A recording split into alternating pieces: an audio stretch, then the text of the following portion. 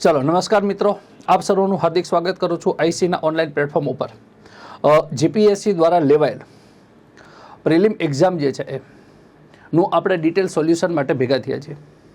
બરાબર, ગઈકાલે 20 તારીખે જે જીપીએસસીનું જે પ્રિલિમ પેપર હતું, બરાબર, એનું જે છે એ આપણે ડિટેલ એનાલિસિસ ચર્ચા કરવાના છીએ અને એની અંદર આપણે આજે જે ટોપિક જે છે ટોપિક ચર્ચા કરશું એ છે ભૂગોળ।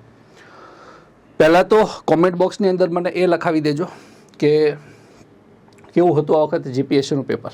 બરાબર, ઘણા ટાઈમ પછી આપણને જીપીએસસીમાં એક લેવલવાળું પેપર જોવા મળ્યું છે, બરાબર, અને એમાંય ખાસ કરીને ભૂગોળના જે ભૂગોળ સબ્જેક્ટના જે પ્રશ્નો છે એ પ્રશ્નોમાં થોડુંક જે છે એ કહી શકાય કે લેવલ જે છે એ સારું એવું તમને જોવા મળ્યું છે અને લેવલ મેન્ટેન કરીને રાખ્યું છે કે ભૂગોળ જે છે એની અંદર ઘણા બધા ક્વેશ્ચન પૂછાણા છે।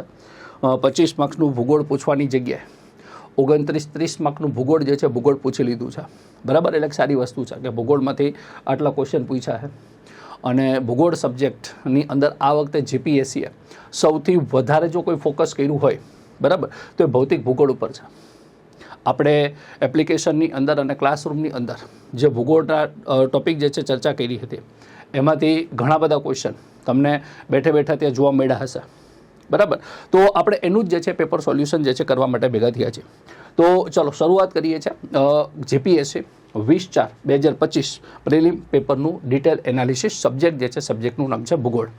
ભૂગોળની અંદર જો આપણે પહેલો પ્રશ્ન જોઈએ તો જો અહીંયા તમને એક પ્રશ્ન પૂછ્યો પહેલો કે નીચે આપેલ જળધોધમાંથી ઉચ્ચ પ્રદેશનો જળધોધ ઓળખાવો, બરાબર। આ પ્રશ્ન જ્યારે પહેલી વખત એક્ઝામમાં આવ્યો હશે ને તો ઘણા લોકોને થયું હશે કે આ શું વળી પ્રશ્ન આવી ગયો।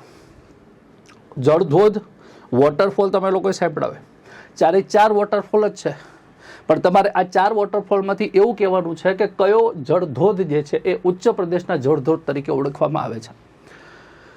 ઉચ્ચ પ્રદેશનો જળધોધ, બરાબર, એનો મતલબ સીધો એ થશે કે ઉચ્ચ પ્રદેશમાંથી, બરાબર, નીકળતો હોય અને ઉચ્ચ પ્રદેશમાંથી વહેતો હોય, ઉચ્ચ પ્રદેશમાંથી પડતો હોય એવો જળધોધ જે છે એ તમારે જોવાનું છે। ઓકે, આનો રાઈટ આન્સર જે છે આવશે એ છે હુંડરૂ। રાઈટ આન્સર શું આવશે? હુંડરૂ। હુંડરૂ જે છે એ રાઈટ આન્સર છે। જવાબ જે છે જવાબ આવશે હુંડરૂ ધોધ, હુંડરૂ જળધોધ, આ તમારો આન્સર છે। પરફેક્ટલી નજીકનો જો આન્સર કેવો હોય ને તો હુંડરૂ જળધોધ છે। જો કે કહેવામાં આવે તો જોગનો ધોધ, બરાબર, એ અને શિવ સમુદ્રમનો ધોધ, આ બંને પણ જે છે એ કર્ણાટકના ઉચ્ચ પ્રદેશમાંથી જ પસાર થાય છે। પણ એકદમ નજીકનો જો જવાબ જોતો હોય તમારે તો નજીકનો જવાબ આવશે હુંડરૂ જળ ધોધ, બરાબર। જે જોગનો ધોધ છે એ શરાવતી નદી ઉપર છે, કર્ણાટક રાજ્યમાં છે અને કર્ણાટકનો ઉચ્ચ પ્રદેશ છે ત્યાં, બરાબર। અને શિવ સમુદ્રમનો ધોધ જે છે એ કાવેરી નદી ઉપર છે અને કાવેરી નદી પણ કર્ણાટકના બ્રહ્મગીરી પર્વતમાંથી નીકળે છે, બરાબર। ત્યાં પણ તમને થોડા ઘણા અંશે ઉચ્ચ પ્રદેશ જોવા મળશે। પણ એક્ઝેક્ટ પ્રોમિનન્ટ આન્સર જોતો હોય તમારે, એક્ઝેક્ટ નજીકનો આન્સર, તો નજીકનો આન્સર તમને અહીંયા જોવા મળશે એ છે હુંડરૂ જળધોધ। હવે હુંડરૂ જળધોધ વિશે થોડી ઘણી માહિતી આપણે જોઈ નાખીએ। આન્સર તમને કહી દીધું હુંડરૂ જળધોધ। તો જે લોકો ક્લાસની અંદર ચર્ચા કરી હશે એને આપણે હુંડરૂ જળધોધ વિશે ચર્ચા કરી હતી કે જે હુંડરૂ જળધોધ જે છે એ તમને સુવર્ણરેખા નદી ઉપર જોવા મળશે, સુવર્ણરેખા નદી પર, સુવર્ણરેખા નદી પર, બરાબર। અને આ હુંડરૂ જળધોધ જે છે કયા ઉચ્ચ પ્રદેશમાં, તો કે રાંચીના ઉચ્ચ પ્રદેશમાં આવેલો છે, ઉચ્ચ પ્રદેશ। તો કયો ઉચ્ચ પ્રદેશ તમારે યાદ રાખીશું તો હુંડરૂનો જળધોધ જે છે એ જળધોધ યાદ રાખશું રાંચીનો ઉચ્ચ પ્રદેશ। અને રાંચીના ઉચ્ચ પ્રદેશની અંદર સુવર્ણરેખા નદી છે, નદી ઉપર જે છે તમને જળધોધ જોવા મળશે, એનું નામ છે હુંડરૂ જળધોધ, બરાબર। તો આ પ્રશ્ન તમારો જે છે એ પ્રોમિનન્ટલી રાઈટ આન્સર થશે, હુંડરૂનો જળધોધ, બરાબર। સુવર્ણરેખા નદી છે, બરાબર, રાંચીનો ઉચ્ચ પ્રદેશ છે। રાજ્ય પૂછે તો ઝારખંડ રાજ્ય આવશે। કયું રાજ્ય આવશે? ઝારખંડ। તો ઝારખંડની અંદર હુંડરૂનો જે જળધોધ જે છે તમને જોવા મળશે। તો આ વસ્તુ જે છે વસ્તુ તમને ખબર હોવી જોઈએ। તો જવાબ તમારો હુંડરૂનો જળધોધ છે। ઓકે, ડિટેલ એનાલિસિસ કરવું છે તો સાથે સાથે જોગનો ધોધ જે છે એની પણ જે છે એ થોડો ઘણો અભ્યાસ જે છે અભ્યાસ કરી નાખીએ। જો જોગનો જે જળધોધ છે આ એ શરાવતી નદી ઉપર છે, શરાવતી નદી પર તમને જોવા મળશે. કઈ નદી ઉપર જોવા મળશે? શરાવતી. અને જે શરાવતી નદી જે છે એ તમને જોવા મળશે કર્ણાટક રાજ્યમાં. કયા રાજ્યમાં? કર્ણાટક. સાથે સાથે એ પણ યાદ રાખીશું કે આ જે જોગનો ધોધ છે, જોગનો ધોધ એ ભારતનો સૌથી ઊંચો જળધોધ છે. સૌથી ઊંચો જળધોધ. તો ભારતનો સૌથી ઊંચો જળધોધ પૂછાય તો એ તમારે લખવાનું છે જોગનો ધોધ, જે તમને 255 મીટરથી પડતો જોવા મળશે. કેટલા મીટરથી? તો કે 255. તો 255 મીટર ઊંચો એક જળધોધ જોવા મળશે, એનું નામ છે જોગનો ધોધ, જે કર્ણાટક રાજ્યમાં શરાવતી નદી ઉપર આવેલો છે. ઓકે. સાથે સાથે બીજો એક ડેટા પણ જોઈ લો અહીંયા. શિવ સમુદ્રમનો ધોધ. શિવ સમુદ્રમનો ધોધ કાવેરી નદી ઉપર છે. કાવેરી નદી પર. અને બીજી વસ્તુ કે આ જે જગ્યા છે શિવ સમુદ્રમ જળધોધ એ કર્ણાટક રાજ્યમાં છે. કર્ણાટક રાજ્યની અંદર. અને બીજી એક વસ્તુ યાદ રાખશું કે શિવ સમુદ્રમનો ધોધ ઉપરથી ભારતે પ્રથમ વખત જળ વિદ્યુત મેળવેલ હતું. જળ વિદ્યુત જે છે એ ભારતે પહેલી વાર જો કોઈ જગ્યાએથી મેળવ્યું હતું એ મેળવ્યું હતું શિવ સમુદ્રના જળધોધ ઉપરથી. બરાબર. જળ વિદ્યુત મતલબ કહેવાય હાઇડ્રો પાવર પ્લાન્ટ.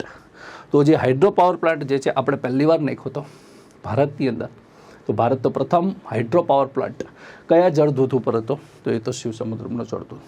તો હવે કદાચ એક્ઝામની અંદર જો સવાલ પૂછા તો આ બધા ક્વેશ્ચનમાંથી કદાચ પ્રશ્નો આવવાની શક્યતા છે. બરાબર. તો આ વસ્તુ જે છે એ યાદ રાખશું. ચોથા નંબરનો જળધોધ સાથે સાથે જોઈ લો ધુઆધાર. ધુઆધાર જળધોધ જે છે એ મધ્યપ્રદેશમાં આવશે. મધ્યપ્રદેશમાં. અને નર્મદા નદી ઉપર જોવા મળશે. નર્મદા નદીની ઉપર. ચાલો, તો આટલો ક્વેશ્ચન જે છે ક્વેશ્ચન તમારે એનાલિસિસ કરવાનું હતું. તો એક ક્વેશ્ચન જે છે ક્વેશ્ચનનો આન્સર તો તમને ખબર જ છે શું છે? હુંડુ જળધોધ. બરાબર. જોગનો ધોધ અને શિવ સમુદ્ર બંને પણ જે છે એ ઉચ્ચ પ્રદેશના જળધોધ છે, પણ પ્રોમિનન્ટલી એક્ઝેક્ટ જો કોઈ જળધોધ ઉચ્ચ પ્રદેશમાં આવેલો હોય તો એનું નામ છે રાંચી. બરાબર. તો આ વસ્તુ જે છે વસ્તુ ધ્યાનમાં રાખવા થશે. ચાલો, 26મા નંબરનો પ્રશ્ન જે છે પ્રશ્નનો જવાબ જે છે જવાબ થશે એ. ચલો આગળ જે છે આગળ ચર્ચા કરીએ. બીજા પ્રશ્નમાં નીચે આપેલા વિધાનોને ધ્યાનમાં લેજો. ફિઝિકલ જિયોગ્રાફી એટલે કે ભૌતિક ભૂગોળનો પ્રશ્ન છે. શું કહેવા માંગે છે? જો વાતાવરણમાં ઉપસ્થિત નાઇટ્રોજન વાયુ તમામ પ્રકારના સજીવોની વૃદ્ધિમાં મદદ કરે છે. ઓકે. બીજું સ્ટેટમેન્ટ શું છે? તો કે કાર્બન ડાયોક્સાઇડ વાયુ વૃક્ષ છોડની વૃદ્ધિમાં મદદરૂપ થાય છે. તો જો કાર્બન ડાયોક્સાઇડ વાળા પ્રશ્નમાં તો આપણને કોઈ જે છે એ વાંધો હોય નહીં. બરાબર. સીધો તમને ખબર પડી જાય કે તમારો જવાબ બીજું તો જે છે એ સાચું છે. બરાબર. તમારે જોવાના છે કે સાચા વિધાનો કયા છે. વાતાવરણમાં ઉપસ્થિત નાઇટ્રોજન વાયુ તમામ પ્રકારના સજીવોમાં વૃદ્ધિ જે છે એ વૃદ્ધિ મદદરૂપ થાય છે. તો આ સ્ટેટમેન્ટ જે છે એ સ્ટેટમેન્ટ પણ સાચું છે. જો આ જે સ્ટેટમેન્ટ જે છે સ્ટેટમેન્ટ રાઈટ છે. વાતાવરણમાં જે નાઇટ્રોજન વાયુ છે એ નાઇટ્રોજન વાયુ વનસ્પતિ ડાયરેક્ટ જે છે એ ઉપયોગ કરી શકે નહીં. પરંતુ ખાસ યાદ રાખજો વાતાવરણમાં રહેલા જે કીટકો છે એ કીટકો નાઇટ્રોજન વાયુની મદદથી બરાબર જમીન મારફતે થઈ અને જે છે એ વનસ્પતિ સુધી જે છે એ નાઇટ્રોજન પહોંચાડવાનું કામ કરે છે. તો ઇન શોર્ટલી કે વાતાવરણમાં જે ઉપસ્થિત નાઇટ્રોજન વાયુ જે છે એ વાયુ તમામ પ્રકારના સજીવોની વૃદ્ધિમાં મદદરૂપ થાય છે. ડેફિનેટલી છે. તો આ સ્ટેટમેન્ટ પર તમને આ રીતના જે છે જોવા જાઓ તો સાચું જોવા મળશે. તો પહેલું સ્ટેટમેન્ટ સાચું છે, બીજું સાચું છે, એટલા માટે જવાબ તમારા જે બનશે એ આપેલા બંને બનશે. તો નાઇટ્રોજન વાયુને લઈને જે પ્રશ્ન હતો તો એ તમારે જે છે એ બંને વિધાન જે છે બંને વિધાન કેવા જોવા મળશે? તો સાચા જોવા મળશે. તો કે વાતાવરણમાં ઉપસ્થિત નાઇટ્રોજન જે છે એ નાઇટ્રોજન વાયુ તમામ પ્રકારના સજીવોની વૃદ્ધિમાં મદદરૂપ થાય છે. ડેફિનેટલી છે. બરાબર છે. કાર્બન ડાયોક્સાઇડ વાયુ જે છે એ વૃક્ષ અને છોડના વૃદ્ધિમાં પણ મદદરૂપ થાય છે. એ પણ તો તમે લોકો જાણતા જ હશો કે વનસ્પતિ જે છે એ કાર્બન ડાયોક્સાઇડ વાયુ જે છે એ શ્વાસ તરીકે લે છે અને ઓક્સિજન બહાર કાઢે છે. બરાબર. એટલા માટે કાર્બન ડાયોક્સાઇડ એના માટે પ્રાણવાયુ છે. એટલા માટે એ તો આવશે અને નાઇટ્રોજન વાયુ પણ આવશે. એટલા માટે બંને સ્ટેટમેન્ટ સાચા જોવા મળશે. એટલે એ અને બી બંનેનો સાચો જવાબ તમને જોવા મળશે. ચાલો આગળનો પ્રશ્ન જોઈએ. ચાલો આ પ્રશ્ન ક્લાસની અંદર આપણે ડિટેલમાં ચર્ચા કરી હતી. બરાબર. ટોટલી જે છે એ સમજાવ્યું હતું કે શોભાવરણથી લઈને તમે ઉષ્માવરણ સુધી જાઓ છો, બરાબર, અથવા તો બાહ્યાવરણ સુધી જાઓ છો, તો તાપમાનમાં દરેક લેયરની અંદર વધારો ઘટાડો જોવા મળતો હોય છે. એના રીઝન્સ પણ મેં તમને આપેલા હતા. અહીંયા રીઝન્સ નથી પૂછ્યા, અહીંયા ખાલી તમને એટલું પૂછ્યું છે કે કયા આવરણમાં તાપમાનમાં શું થાય છે, તો કે તાપમાનમાં વૃદ્ધિ થાય છે, આવો પ્રશ્ન પૂછ્યો છે, બરાબર. પૃથ્વીના જો પ્રશ્ન વાંચો, પૃથ્વીના વાતાવરણને 5 વિવિધ સ્તરોમાં વહેંચવામાં આવ્યા છે. નીચેનામાંથી કયા સ્તરોમાં ઊંચાઈની સાથે તાપમાનમાં શું થાય છે કે વૃદ્ધિ થાય છે, મતલબ કે તાપમાન વધે છે એવું કહેવા માંગે છે. નીચે તમને જે છે 4 આવરણ આપ્યા છે. શોભાવરણ છે, સમતાપ છે, મધ્યાવરણ છે, અયનાવરણ છે. જે પ્રમાણે ઓપ્શન આપ્યા છે એ જ ઓપ્શનમાં પ્રમાણે તમે જાઓ તો 1 2 3 4 એવી જ રીતના તમારા સપાટીથી લઈને આકાશ તરફ જાઓ તો બધા આવરણ જે છે જે પ્રમાણે આપ્યા છે એ જ રીતના ક્રમમાં જોવા મળશે. ચલો, એ વસ્તુ પણ તમને ખબર પડી જશે. ઓકે, શોભાવરણ જે છે એક શોભાવરણની અંદર પરિસ્થિતિ શું થઈ જો, શોભાવરણમાં જેમ જેમ ઉપર તરફ જાઓ એમ તાપમાન ઘટે છે. તાપમાન શું થાય છે? ઘટે છે. શું કામ ઘટે છે? કારણ કે જમીન જે છે જમીન વધારે ગરમ હોય એની કમ્પેરેટિવની અંદર જે છે એ ઉપરની હવા ઓછી ગરમ હોય, એટલે જમીનની નજીકની હવા વધારે ગરમ હોય એટલા માટે નીચે ટેમ્પરેચર વધારે હોય. જેમ જેમ ઉપર તરફ જઈએ એમ ટેમ્પરેચર શું થતું જાય તો કે વધતું જશે, ઘટતું જશે. તો ઉપર તરફ જાઓ ટેમ્પરેચર ઘટે. એટલા જ માટે તમે લોકો જુઓ ઉનાળાની સિઝનમાં તમે લોકો ફરવા માટે હિલ સ્ટેશન ઉપર જાઓ છો. શું કામ? પર્વત ઉપર જમીનની કમ્પેરેટિવની અંદર જે છે તાપમાન ઓછું હોય. તો શોભાવરણ જે છે જે પૃથ્વીની સપાટીથી 0 થી 16 કિલોમીટરની વચ્ચે આવેલું છે. તો જ્યાં સુધી શોભાવરણ છે ત્યાં સુધી તમે નીચેથી ઉપર તરફ જશો એમ તાપમાન શું થશે? ઘટશે. હવે તમને ઘટવાની જગ્યાએ શું પૂછ્યું છે? વધારો પૂછ્યો છે. એટલે અહીંયા તમને ખબર પડે એક તો આવશે ને, એક ન આવે ને એટલે આ ઓપ્શન આવશે નહીં. ચલો, રેડી છે. બીજી વસ્તુ, સમતાપ આવરણ જે છે, સમતાપ આવરણમાં જેમ જેમ ઉપર તરફ જાઓ એમ તાપમાનમાં વધારો થશે. શું થશે? તાપમાનમાં વધારો. તો અહીંયા તમને જે છે ને તાપમાનમાં શું થતું જોવા મળશે? વધારો જોવા મળશે. તાપમાનમાં વધારો અહીંયા શું કામ થાય છે એ પણ તમે સમજી લો. સમતાપ આવરણની અંદર ઓઝોન સ્તર આવેલું છે. શું આવેલું છે? ઓઝોન સ્તર. અને આ જે ઓઝોન સ્તર છે એ ઓઝોન સ્તરના લીધે જે છે એ સમતાપ આવરણની નીચેની સપાટી જે છે એ વધારે ગરમ હશે, ઓછી ગરમ હશે, અને ઉપરની સપાટી વધારે ગરમ હશે. એટલા માટે જેમ જેમ સમતાપ આવરણમાં ઉપર તરફ જશો એમ ટેમ્પરેચર વધતું જશે. મધ્યાવરણ જે છે, મધ્યાવરણની અંદર જેમ જેમ ઉપર તરફ જાઓ એમ તાપમાન જે છે તાપમાનમાં શું થતું છે? ઘટાડો થતો જાય. તાપમાનમાં શું થતો છે? ઘટાડો. બરાબર. અને ત્યારબાદ જે છે અયનાવરણ જે છે એ અયનાવરણ સૂર્યની સપાટીથી નજીક આવેલું હોવાથી જેમ જેમ ઉપર તરફ જાઓ એમ તાપમાનની અંદર વધારો જોવા મળશે. એટલે આ બંને જે વસ્તુ છે એમાં ઉપર તરફ જતાં તાપમાન ઘટે છે. બરાબર. અને આ બે વસ્તુ એવી છે કે જે ઉપર તરફ જતાં તાપમાન શું થશે? વધે. તો આ જે વસ્તુ વધે છે તો તમને વધે છે એ જ પૂછ્યું છે, વૃદ્ધિ જ પૂછે છે. એટલે તમારો ઓપ્શન આવશે 2 અને 4. તો 2 અને 4 વાળો ઓપ્શન તમારો અહીંયા છે, ફક્ત ડી. તો આ તમારો આન્સર થશે. આન્સર શું થશે? 2 અને 4. તો 2 અને 4 તમારો આન્સર થશે. આ ટોપિક જે છે એ ક્લાસની અંદર આપણે એટલીસ્ટ અડધી પોણી કલાકની અંદર આની ડિસ્કશન કરી હતી. શું કામ ટેમ્પરેચર જે છે ટેમ્પરેચર વધે છે, શું કામ ટેમ્પરેચર ઘટે છે, આખો જે કોન્સેપ્ટ છે ને કોન્સેપ્ટ અડધી પોણી કલાકનો છે. આપણે અહીંયા સોલ્યુશન જોઈ રહ્યા છીએ. બરાબર. ક્યારેક જે છે આપણે આને રિલેટેડ આખો એક લેક્ચર પણ હું તમને ઉતારી દઈશ અથવા તો કરી આપીશ કે જેની અંદર તમને ખબર પડે કે 4 આવરણ જે છે આવરણની અંદર જેમ જેમ ઉપર તરફ જઈએ છીએ એમ ટેમ્પરેચરની અંદર શું થાય છે. તો એના માટે જે છે આપણે જે છે ખાસ યાદ રાખો. એટલે આટલું અત્યારે અહીંયા યાદ રાખવું જોઈએ કે પૃથ્વીના વાતાવરણમાં કેટલા આવરણ આવેલા છે? કે 5. કેટલા આવરણ આવેલા છે? 5. તો 5 આવરણની અંદર જે છે એ ઊંચાઈ તરફ જતાં તાપમાનમાં વૃદ્ધિ થાય છે. એવા 2 કયા છે? તો કે સમતાપ અને અયનાવરણ. બરાબર. તો આ બંને જગ્યાએ તમને તાપમાન વધતું જોવા મળશે. એટલે આન્સર શું જોવા મળશે? ઓપ્શન જોવા મળશે ડી. ઓકે, ચાલો, આ વસ્તુ જે છે વસ્તુ ખાસ યાદ રાખજો. અચ્છા, ઘણા લોકોને એવું થશે કે સાહેબ 5 આવરણ છે, ઓપ્શનમાં 4 આપ્યા છે, તો કયું એક બાકી છે? ચલો, એના વિશે પણ થોડી ઘણી ચર્ચા કરી નાખીએ. જો સૌથી પહેલાં માની લો કે આ જમીન છે. બરાબર. જમીનથી નજીકનું જે આવરણ છે આવરણને કહેવાય છે શોભાવરણ. શું કહેશું? શોભાવરણ. એનાથી ઉપરનું જે આવરણ જે છે એને કહેશું સમતાપ આવરણ. શું કહેશું? સમતાપ આવરણ. એનાથી ઉપરનું જે આવરણ છે એ આવરણને કહેશું આપણે મધ્યાવરણ. શું કહેશું? મધ્યાવરણ. અને એની ઉપરનું જે આવરણ જે છે આને કહેશું આપણે બાહ્યાવરણ. શું કહેશું? બાહ્યાવરણ. ચાલો, તો તમને એમ થાય કે સાહેબ અહીંયા અયનાવરણ તો આવ્યું નહીં. બાહ્યાવરણ જે છે બાહ્યાવરણની અંદર તમે શું કીધું કે આને જે છે એ અયનાવરણ તો આવ્યું જ નહીં. આ 4 આવરણ મુખ્યત્વે છે, પણ આ જે બાહ્યાવરણ છે એના 2 ભાગ પડે છે. એક અયનાવરણ કહેશું, અયનાવરણ, અને બીજાને કહેશું ઉષ્માવરણ. બીજાને શું કહેશું? ઉષ્માવરણ. તો જે આખું જે બાહ્યાવરણ છે એ બાહ્યાવરણ જે છે એના બે ભાગ પાડશું. એની અંદર જે છે એ અલગ કલરથી બતાવો એટલે થોડીક તમને ખબર પડે. તો મધ્યાવરણની એક્ઝેક્ટ ઉપર આવશે ને આને કહેવાય આયનાવરણ. શું કહેશું? આયનાવરણ. અને આયનાવરણની ઉપર આવશે ઉષ્માવરણ. પણ ઉષ્માવરણ અને આયનાવરણ આ બંને એક જ જો ગણવામાં આવે તો એને આપણે કહેશું બાહ્યાવરણ. તો શું થશે? 1, 2, 3, 4 અને 5. તો આ 5 આવરણ જે છે પૃથ્વીની સપાટીની ઉપર જતા તમને આ જોવા મળશે. તો આયનાવરણ અહીંયા આપેલું હતું તો કયું નહોતું આપ્યું? તો ઉષ્માવરણ. પણ એક વસ્તુ યાદ રાખીશું કે આયનાવરણ છે અને ઉષ્માવરણ છે આ બંને જે છે એ પાર્ટ કોના છે? તો કે પાર્ટ છે બાહ્યાવરણનો. કોનો ભાગ છે? બાહ્યાવરણની અંદર. બરાબર. અને કિલોમીટર પણ હોય, જેમ કે ક્ષોભાવરણ 0 થી 16 કિલોમીટર, સમતાપાવરણ 16 થી 50 કિલોમીટર, મધ્યાવરણ 50 થી 80 કિલોમીટર અને મધ્યાવરણથી બાહ્યાવરણ જે છે એ અહીંયા જ્યાં સુધી પૃથ્વીનું ગુરુત્વાકર્ષણ બળ લાગે ત્યાં સુધી જે છે તમને વાતાવરણ જોવા મળશે. તો આ વસ્તુ જે છે તમને પર્સન્ટેજ મતલબ કે કિલોમીટરની અંદર પણ ખબર હોવી જોઈએ. બરાબર.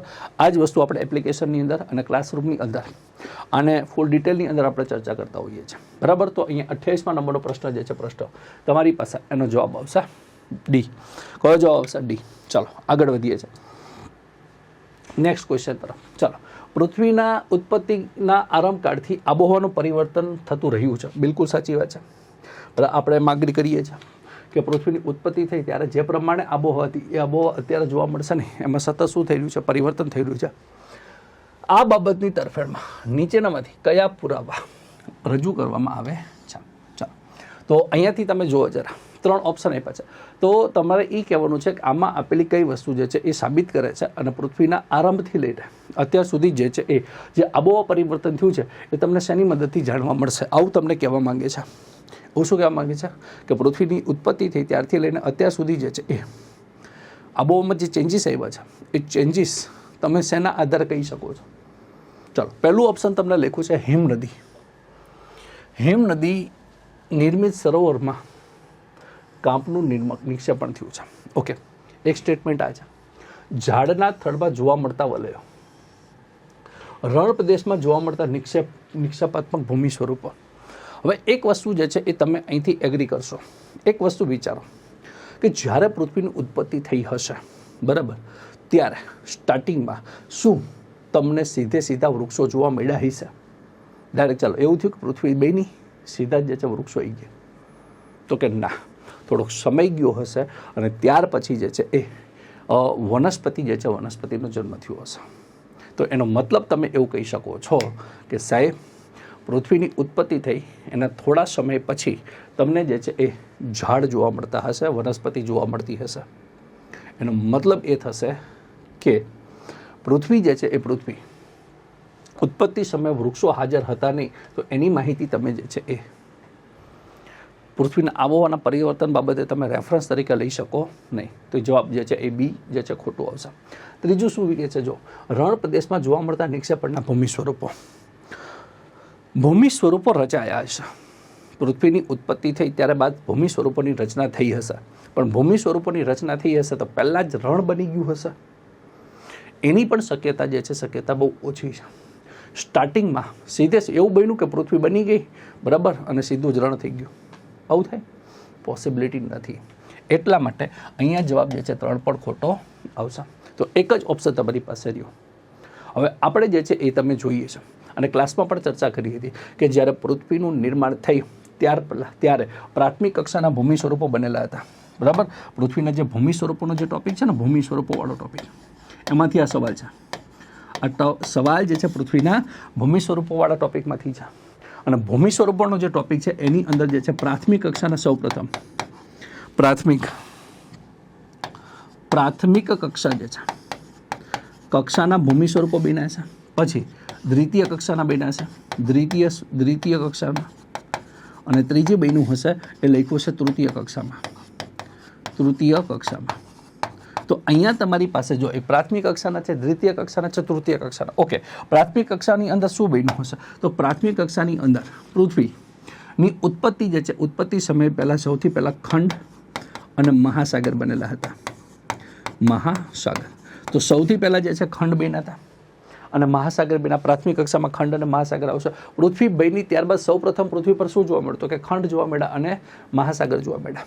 હવે ખંડ જે છે એ ખંડની ઉપર જે છે એ આંતરિક બળ લાગવાથી, આંતરિક બળ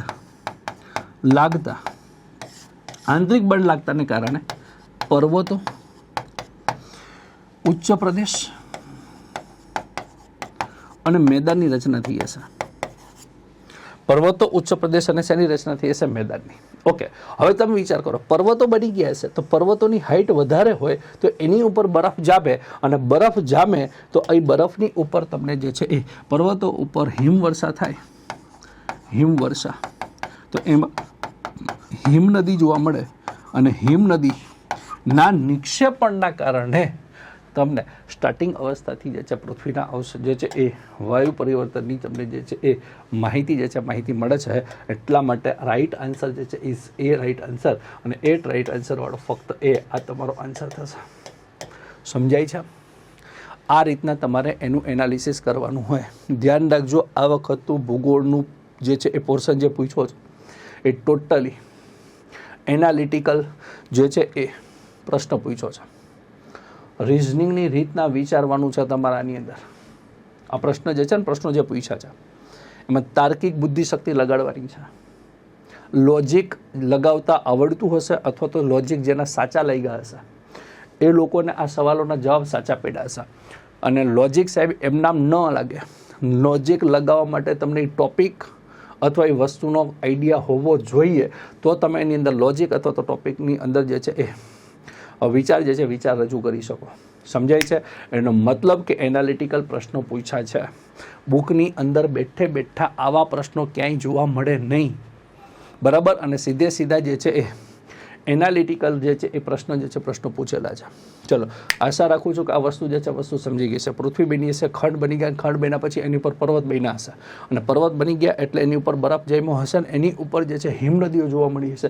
એના નિર્મિત સરોવર જે છે એ સરોવરની અંદર જે કાપનું નિક્ષેપણ થયું છે એ નિક્ષેપણના આધારે તમે કહી શકો કે પૃથ્વીની આબોહવા જે છે આબોહવાનું જે છે શું થઈ રહ્યું છે? પરિવર્તન થઈ રહ્યું છે.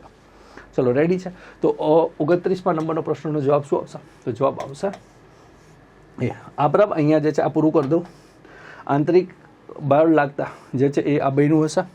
અને તૃતીય કક્ષાની અંદર શું આવશે? તો તૃતીય કક્ષાની અંદર આવશે બાહ્ય બળના કારણે બનતા ભૂમિ સ્વરૂપમાં.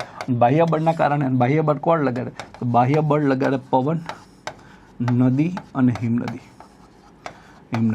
બરાબર? આ ત્રણેય બાહ્ય બળ લગાડશે અને એના કારણે જે ભૂમિ સ્વરૂપો બને એ તૃતીય કક્ષામાં આવશે.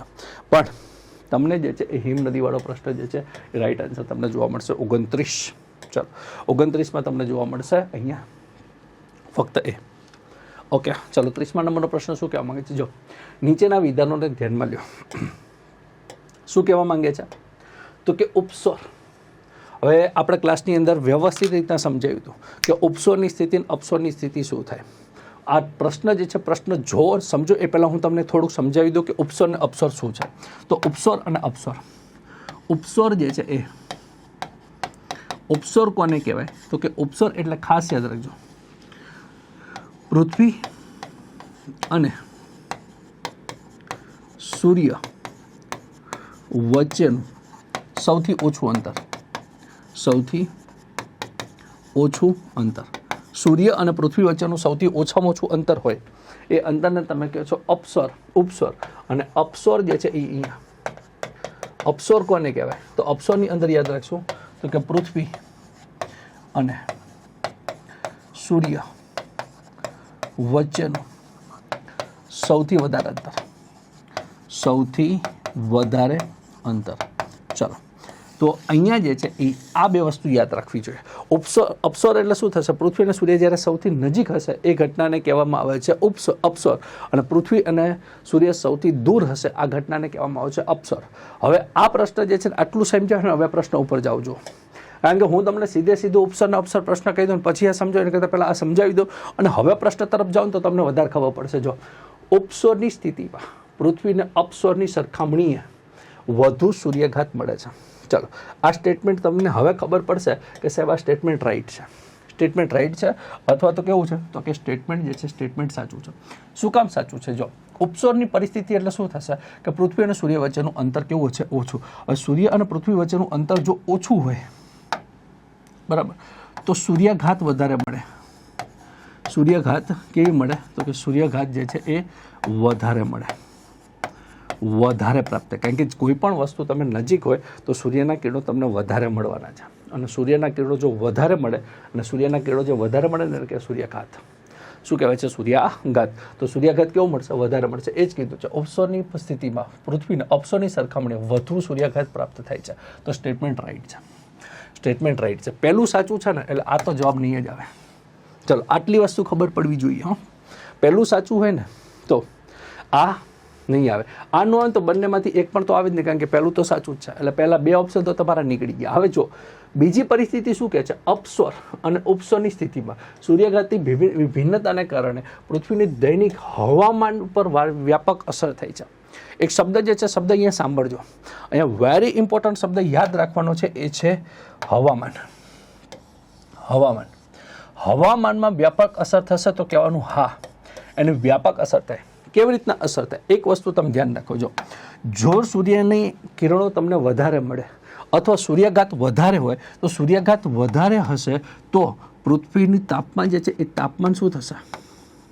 તો તાપમાનમાં વધારો થશે. તાપમાનમાં શું થશે? તો કે તાપમાનમાં વધારો થશે. અને તાપમાનમાં વધારો થશે, બરાબર, એટલે ગરમી જે છે એ ગરમી વધશે. અને ગરમી વધે એનો મતલબ થાય કે દિવસની લંબાઈમાં વધારો થાય, અને દિવસની લંબાઈમાં વધારો થવો અલ્ટિમેટલી એ હવામાન ઉપર અસર કરે છે. ખાસ ધ્યાન રાખજો, ટૂંકા ગાળાની પરિસ્થિતિ થાય, બરાબર. આના માટે એ ખબર હોવી જોઈએ કે હવામાન એટલે શું થાય? તો કે હવામાન એટલે થાય વેધર. વેધર અને વેધર એટલે ટૂંકા ગાળાની પરિસ્થિતિ. ટૂંકા ગાળાની પરિસ્થિતિ અને ટૂંકા ગાળાની પરિસ્થિતિ જે છે, અને હવામાન એટલે કે વેધર, અને વેધર એટલે ટૂંકા ગાળાની પરિસ્થિતિ. અને જે ટૂંકા ગાળાની પરિસ્થિતિ છે એટલે હવામાન જે છે, કારણ કે સૂર્યાઘાત જેટલો વધારે મળશે તાપમાન વધશે તો ગરમી વધશે, દિવસની લંબાઈ વધશે. મતલબ કે તમારું હવામાન જે છે હવામાનને અસર કરશે. શું કરશે? હવામાનને અસર કરશે. અને આ કરશો તો પણ બીજું સ્ટેટમેન્ટ પણ શું થશે? સાચું થશે. શું થશે? બંને સ્ટેટમેન્ટ સાચા થશે. તો જવાબ તમારો અહીંયા જોવા મળશે. બંને statement is the right answer. બે સ્ટેટમેન્ટ શું છે? તો કે બંને સ્ટેટમેન્ટ જે છે એ સ્ટેટમેન્ટ વધારે થશે. બંને સ્ટેટમેન્ટ જે છે સ્ટેટમેન્ટ યાદ રાખજો, બરાબર. ચાલો, ઉપસોરની પરિસ્થિતિ જે છે એ ક્યારે બને? તો કે ઉપસોરની ઘટના જે છે એ ઘટના બનશે 3 જાન્યુઆરીના મળશે. કઈ દિવસે? 3 જાન્યુઆરી. 3 જાન્યુઆરીના દિવસે જે છે ઉપસો રહેશે, અને 4 જુલાઈના દિવસે, બરાબર, અપસોર જે છે એ અપસોર હશે, બરાબર. 4 જુલાઈ, બરાબર. તો ઉપસોર જે છે ઉપસોર 4 જુલાઈ હશે, ઉપસોર જે છે 3 જાન્યુઆરી હશે, અપસોર જે છે એ 4 જુલાઈ હશે. ઓકે, અંતર ઓછું હશે. અંતર કેટલું હશે? 14.80 કરોડ કિલોમીટર. અને અહીંયા સૌથી વધારે અંતર હશે તો 15.20 કરોડ કિલોમીટર. ચલો, આ વસ્તુ પણ તમને ખબર હોવી જોઈએ. તો અપસોરના ટોપિકમાંથી આટલી માહિતી જે હશે તો આ પ્રશ્નનો જવાબ ઇઝીલી આપી શકાશે, બરાબર. આની અંદર ઘણી બધી ચર્ચા કરતા હોઈએ ક્લાસની અંદર, બરાબર. પણ જો દરેક ટોપિકના પ્રશ્નો બધો જ જે છે એ ડિટેલ સોલ્યુશન જે છે સાથે જઈશું, અને બધા જ કોન્સેપ્ટ અહીંયા કરાવવા જઈશ તો આ લેક્ચર ઓછામાં ઓછો 7 થી 8 કલાક લાંબો થઈ જાય, બરાબર છે. એટલે આ બધી વસ્તુ જે છે એ ક્યાંક ને ક્યાંક એપ્લિકેશનમાં ચર્ચા કરેલી છે, અને ક્લાસરૂમની અંદર પણ આવી ડિટેલની અંદર ચર્ચા કરતા રહેતા હોઈએ છીએ, બરાબર. તો ઉપસોર અને અપસોરમાંથી આટલી વસ્તુ માહિતી હોય તો તમે આ પ્રશ્નનો જવાબ જે છે ઇઝીલી આપી શકો. જુઓ તો જરા, તો આ જે છે એ બંને સ્ટેટમેન્ટ સાચા છે. 2 સ્ટેટમેન્ટ સાચા હોય તો તમારો જવાબ આવશે સી. આ તમારો આન્સર છે. સી શું છે? આન્સર. ચાલો, ક્લિયર થઈ છે 30મા નંબરનો પ્રશ્ન. ઓકે, ચાલો આગળ જે છે આગળ ચર્ચા કરીએ. વિષુવવૃત્તની નજીક 31મા નંબરનો પ્રશ્ન છે. વિષુવવૃત્તની નજીક ઉષ્ણકટિબંધીય ચક્રવાત સર્જાતા નથી. નીચેનામાંથી કયું મુખ્ય કારણ છે? જો યાદ કરો, હમણાં જે જીપીએસસી બેચમાં લાસ્ટમાં જ્યારે ચર્ચા કરી હતી ત્યારે આ જ વસ્તુ કીધી હતી. ચાલો, વિષુવવૃત્તની ઉષ્ણકટિબંધીય ચક્રવાત સર્જાતા નથી. ક્યાં? તો કે વિષુવવૃત્તની નજીક. વિષુવવૃત્તની નજીક જે છે એ એટલા માટે ચક્રવાત નથી સર્જાતા, એનું કારણ છે કે ત્યાં કોરિયોલિસ બળ જે છે, કોરિયોલિસ બળ શૂન્ય હશે. તમારો રાઈટ આન્સર ઇઝ ધ એ આવશે. રાઈટ આન્સર શું આવશે? એ. ચક્રવાત સર્જાવવા માટે ગુરુત્વાકર્ષણ ખેંચાણ મૂલ્ય ઓછું હોવું જોઈએ. આવું કંઈ જે છે એ રિક્વાયરમેન્ટ છે નહીં. પવનના દાબ રેખાઓ કાટખૂણે વહે છે, બરાબર છે, પણ એ મુખ્ય કારણ નથી. અહીંયા તમને શું પૂછ્યું છે? Main reason. અને મેઇન રીઝન તમને પૂછ્યું છે તો મેઇન રીઝન એ છે કે વિષુવવૃત્તની આસપાસનો જે પટ્ટો છે ત્યાં કોઈ દિવસ જે છે એ ચક્રવાત જે છે ચક્રવાત સર્જાતા નથી. જો આ જે પૃથ્વી છે, પૃથ્વી એની બિલકુલ મધ્યમાં અહીંયા વિષુવવૃત્ત જે છે એ વિષુવવૃત્ત પસાર થાય છે. વિષુવવૃત્ત. હવે તમને એક વસ્તુ અહીંયા એ સમજાવી દઉં કે સાહેબ કોરિયોલિસ બળ એટલે શું? કોરિયોલિસ બળ. કોરિયોલિસ બળ. કોરિયોલિસ બળ કોને કહેવાય? તો કોરિયોલિસ બળ એટલે શું થાય કે પૃથ્વી જે છે એ પૃથ્વી તમને ખબર છે પરિભ્રમણ કરે છે. પૃથ્વી શું કરે છે? પરિભ્રમણ કરે છે. અને પૃથ્વી પરિભ્રમણ કરે છે, પોતાની ધરતી ઉપર ફરે છે, પોતાની ધરી ઉપર ફરે છે. અને ધરી ઉપર ફરતા જે પવનો જે છે એ પવનો પણ શું થાય છે? ફરે છે. તો આ વસ્તુ જે છે, એ વસ્તુ જે છે એ કોરિયોલિસ બળ કહેવાય. એ બધી પવનો શું કામ ફરે છે? તો કે પવનો ફરે છે કોરિયોલિસ બળને કારણે. પૃથ્વી પોતાની ધરી ઉપર ફરે છે, એના કારણે એક બળ ઉત્પન્ન થાય છે. એ બળને કહેવામાં છે કોરિયોલિસ બળ. કોરિયોલિસ બળ એટલે શું થાય? પૃથ્વી પોતાની ધરી પર ફરે છે, તેથી ઉત્પન્ન થતું બળ જે છે બળને કહેવાય કોરિયોલિસ બળ. કોરિયોલિસ બળ. તો એને કહેવાય કોરિયોલિસ બળ. અને આ કોરિયોલિસ બળ જે છે એ કોરિયોલિસ બળ સૌથી વધારે ધ્રુવો પર લાગે. ધ્રુવો પર લાગે. અને ધ્રુવો પર લાગે અને સૌથી ઓછું વિષુવવૃત્ત પર લાગે. વિષુવવૃત્ત પર લાગે. હવે તમને એમ થાય શું કામ ધ્રુવો ઉપર વધારે લાગે? પૃથ્વી ધ્રુવો ઉપર ચપટી છે. પૃથ્વી ધ્રુવો ઉપર કેવી છે? ચપટી. અને વિષુવવૃત્ત સાથે પહોળી છે. અને વિષુવવૃત્ત પાસે કેવી છે? પહોળી. કોઈ પણ વસ્તુ ફરતી હોય, જ્યારે ઉપરનો ભાગ ચપટો હોય, એ ફરતો હોય તો અહીંયા જે છે એ સ્પીડમાં ફરતું હોય. અને સ્પીડમાં ફરતું હોય એટલા માટે ત્યાં જે છે એ જે છે કોરિયોલિસ બળ વધારે લાગતું હોય. અને વિષુવવૃત્તનો ભાગ જે છે એ ધીમે ધીમે ફરતો હોય, કારણ કે પહોળો છે. અને પહોળો ભાગ જે છે એ ધીમેથી ફરતો હોય. ધીમેથી ફરતો હોય ને સૂર્ય જે છે કોરિયોલિસ બળ જે છે કોરિયોલિસ બળ ઓછું લાગે. અથવા તો ઓછામાં ઓછું, સૌથી ઓછામાં ઓછું ક્યાં લાગે? તો કે વિષુવવૃત્ત ઉપર લાગે. તો અહીંયા સૌથી ઓછું લાગે છે, અથવા કહી શકાય શૂન્ય છે. હવે પવન જે છે, પવન પણ જે છે એ પૃથ્વીની સાથે ફરે છે, પણ બળ લાગવાને કારણે, વિષુવવૃત્ત ઉપર ઓછું બળ લાગવાને કારણે એ પવનો જે છે એ પવનો વળી શકશે નહીં. અને પવનો ચક્રવાત સ્વરૂપે વળી શકશે નહીં. એટલા માટે ત્યાં જે છે એ ચક્રવાત સર્જાતા નથી. એટલા માટે કહેવાય છે વિષુવવૃત્તની આસપાસનું ધ્યાન રાખજો. અહીંયા 10 ડિગ્રી નોર્થ અને આ વિસ્તારને કહેવાય 10 ડિગ્રી સાઉથ. આ જે વિસ્તાર છે 10 ડિગ્રી નોર્થથી 10 ડિગ્રી સાઉથ સુધીનો આ જે વિસ્તાર છે એને ITCZ કહેવાય છે. ITCZ, inter tropical convergence zone. ITCZ એટલે શું થાય? Inter tropical convergence zone. ITCZ આ વિસ્તાર એકદમ શાંત હોય. શું કહેવાય? શાંત. એકદમ શાંત વિસ્તાર હશે. અને શાંત વિસ્તાર હશે એટલે અહીંયા પવન જે છે પવન બિલકુલ શાંત હશે. બરાબર, એકદમ શાંત વિસ્તાર છે. શું કામ? કારણ કે આ શાંત એટલા માટે છે કારણ કે અહીંયા કયું બળ નથી લાગતું? કોરિયોલિસ બળ. અને કોરિયોલિસ બળ નથી લાગતું એટલા માટે જે છે વિષુવવૃત્તની આસપાસના પટ્ટાની અંદર જે છે એ ચક્રવાત સર્જાતા નથી. બરાબર, તો આ વસ્તુ જે છે વસ્તુ તમારે ધ્યાનમાં રાખો. બરાબર, હજી તમારે જોવું હોય તો આ વિસ્તાર જે છે એની અંદર અહીંયા જે છે 5 ડિગ્રી નોર્થ આવે, 5 ડિગ્રી નોર્થ. અને અહીંયા જે છે ને એ આવશે 5 ડિગ્રી સાઉથ. 5 degree south. હવે 5 ડિગ્રી નોર્થથી 5 ડિગ્રી સાઉથ વચ્ચેનો આ જે વિસ્તાર છે એ અત્યંત શાંત હશે. અત્યંત શાંત. અને અત્યંત શાંત જોવા મળશે એટલા માટે એને કહેશો ડોલ્ડ્રમ. એ વિસ્તારને શું કહેવાય છે? ડોલ્ડ્રમનો વિસ્તાર કહેવાય છે. એકદમ અત્યંત શાંત વિસ્તાર છે. કેવો વિસ્તાર છે? અત્યંત શાંત વિસ્તાર. એટલે વિષુવવૃત્તિ નજીકનો વિસ્તાર જે છે ડોલ્ડ્રમ એ અત્યંત શાંત વિસ્તાર છે. શું કામ? કારણ કે એક બળ ઉદ્ભવશે નહીં. એ બળને શું કહેશો? કોરિયોલિસ બળ. એટલા માટે તમારું રાઈટ આન્સર જે છે એ શું આવશે? તો કે માત્ર 1 આવશે અને 31નો પ્રશ્નનો જવાબ આવશે માત્ર 1. ચાલો રેડી છે, સમજાય છે? ઓકે, ચાલો આગળ જે છે આગળ ચર્ચા કરીએ. ચાલો, નીચેનામાંથી કયા સ્થાનિક પવનો દિવસે વાય? બરાબર, જમીની લહેર છે, દરિયાઈ લહેર છે, ખીણ લહેર છે, જે છે અવરોહી ઉતરતા પવનો છે. અવરોહી એટલે કે આને તમે કહી શકો ઉતરતા પવનો. આ પવનને પર્વતીય લહેર કહેવાય. શું કહેવાય? પર્વતીય લહેર.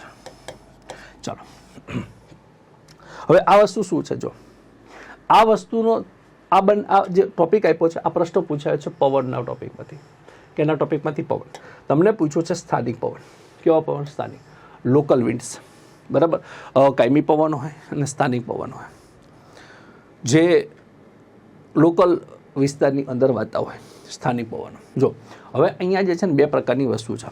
એક જમીની લહેર છે, દરિયાઈ લહેર છે, ખીણ લહેર છે, પર્વતીય લહેર છે. એક વસ્તુ આના માટે એક નિયમ જે છે, નિયમ યાદ રાખો. ભૂગોળની અંદર એવો નિયમ કહેવાય છે કે જમીન જે છે, જમીન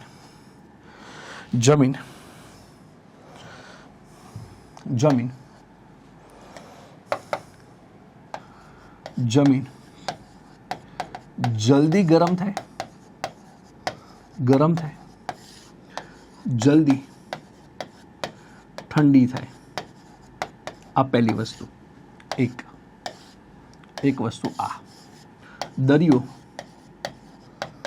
જલ્દી ગરમ ન થાય, જલ્દી ઠંડો ન થાય. દરિયો જલ્દી ગરમ ન થાય, જલ્દી ઠંડો ન થાય. આ 2 વસ્તુ યાદ રાખવાનું. જલ્દી જે છે જમીન જે છે, જમીન જલ્દી ગરમ થઈ જાય, દરિયો જલ્દી ગરમ ન થાય. જમીન જલ્દી ઠંડી થઈ જાય, દરિયો જલ્દી ઠંડો ન થાય. બરાબર, સિમ્પલ વસ્તુ છે. અહીંયા જો જમીન છે, અહીંયા દરિયો છે.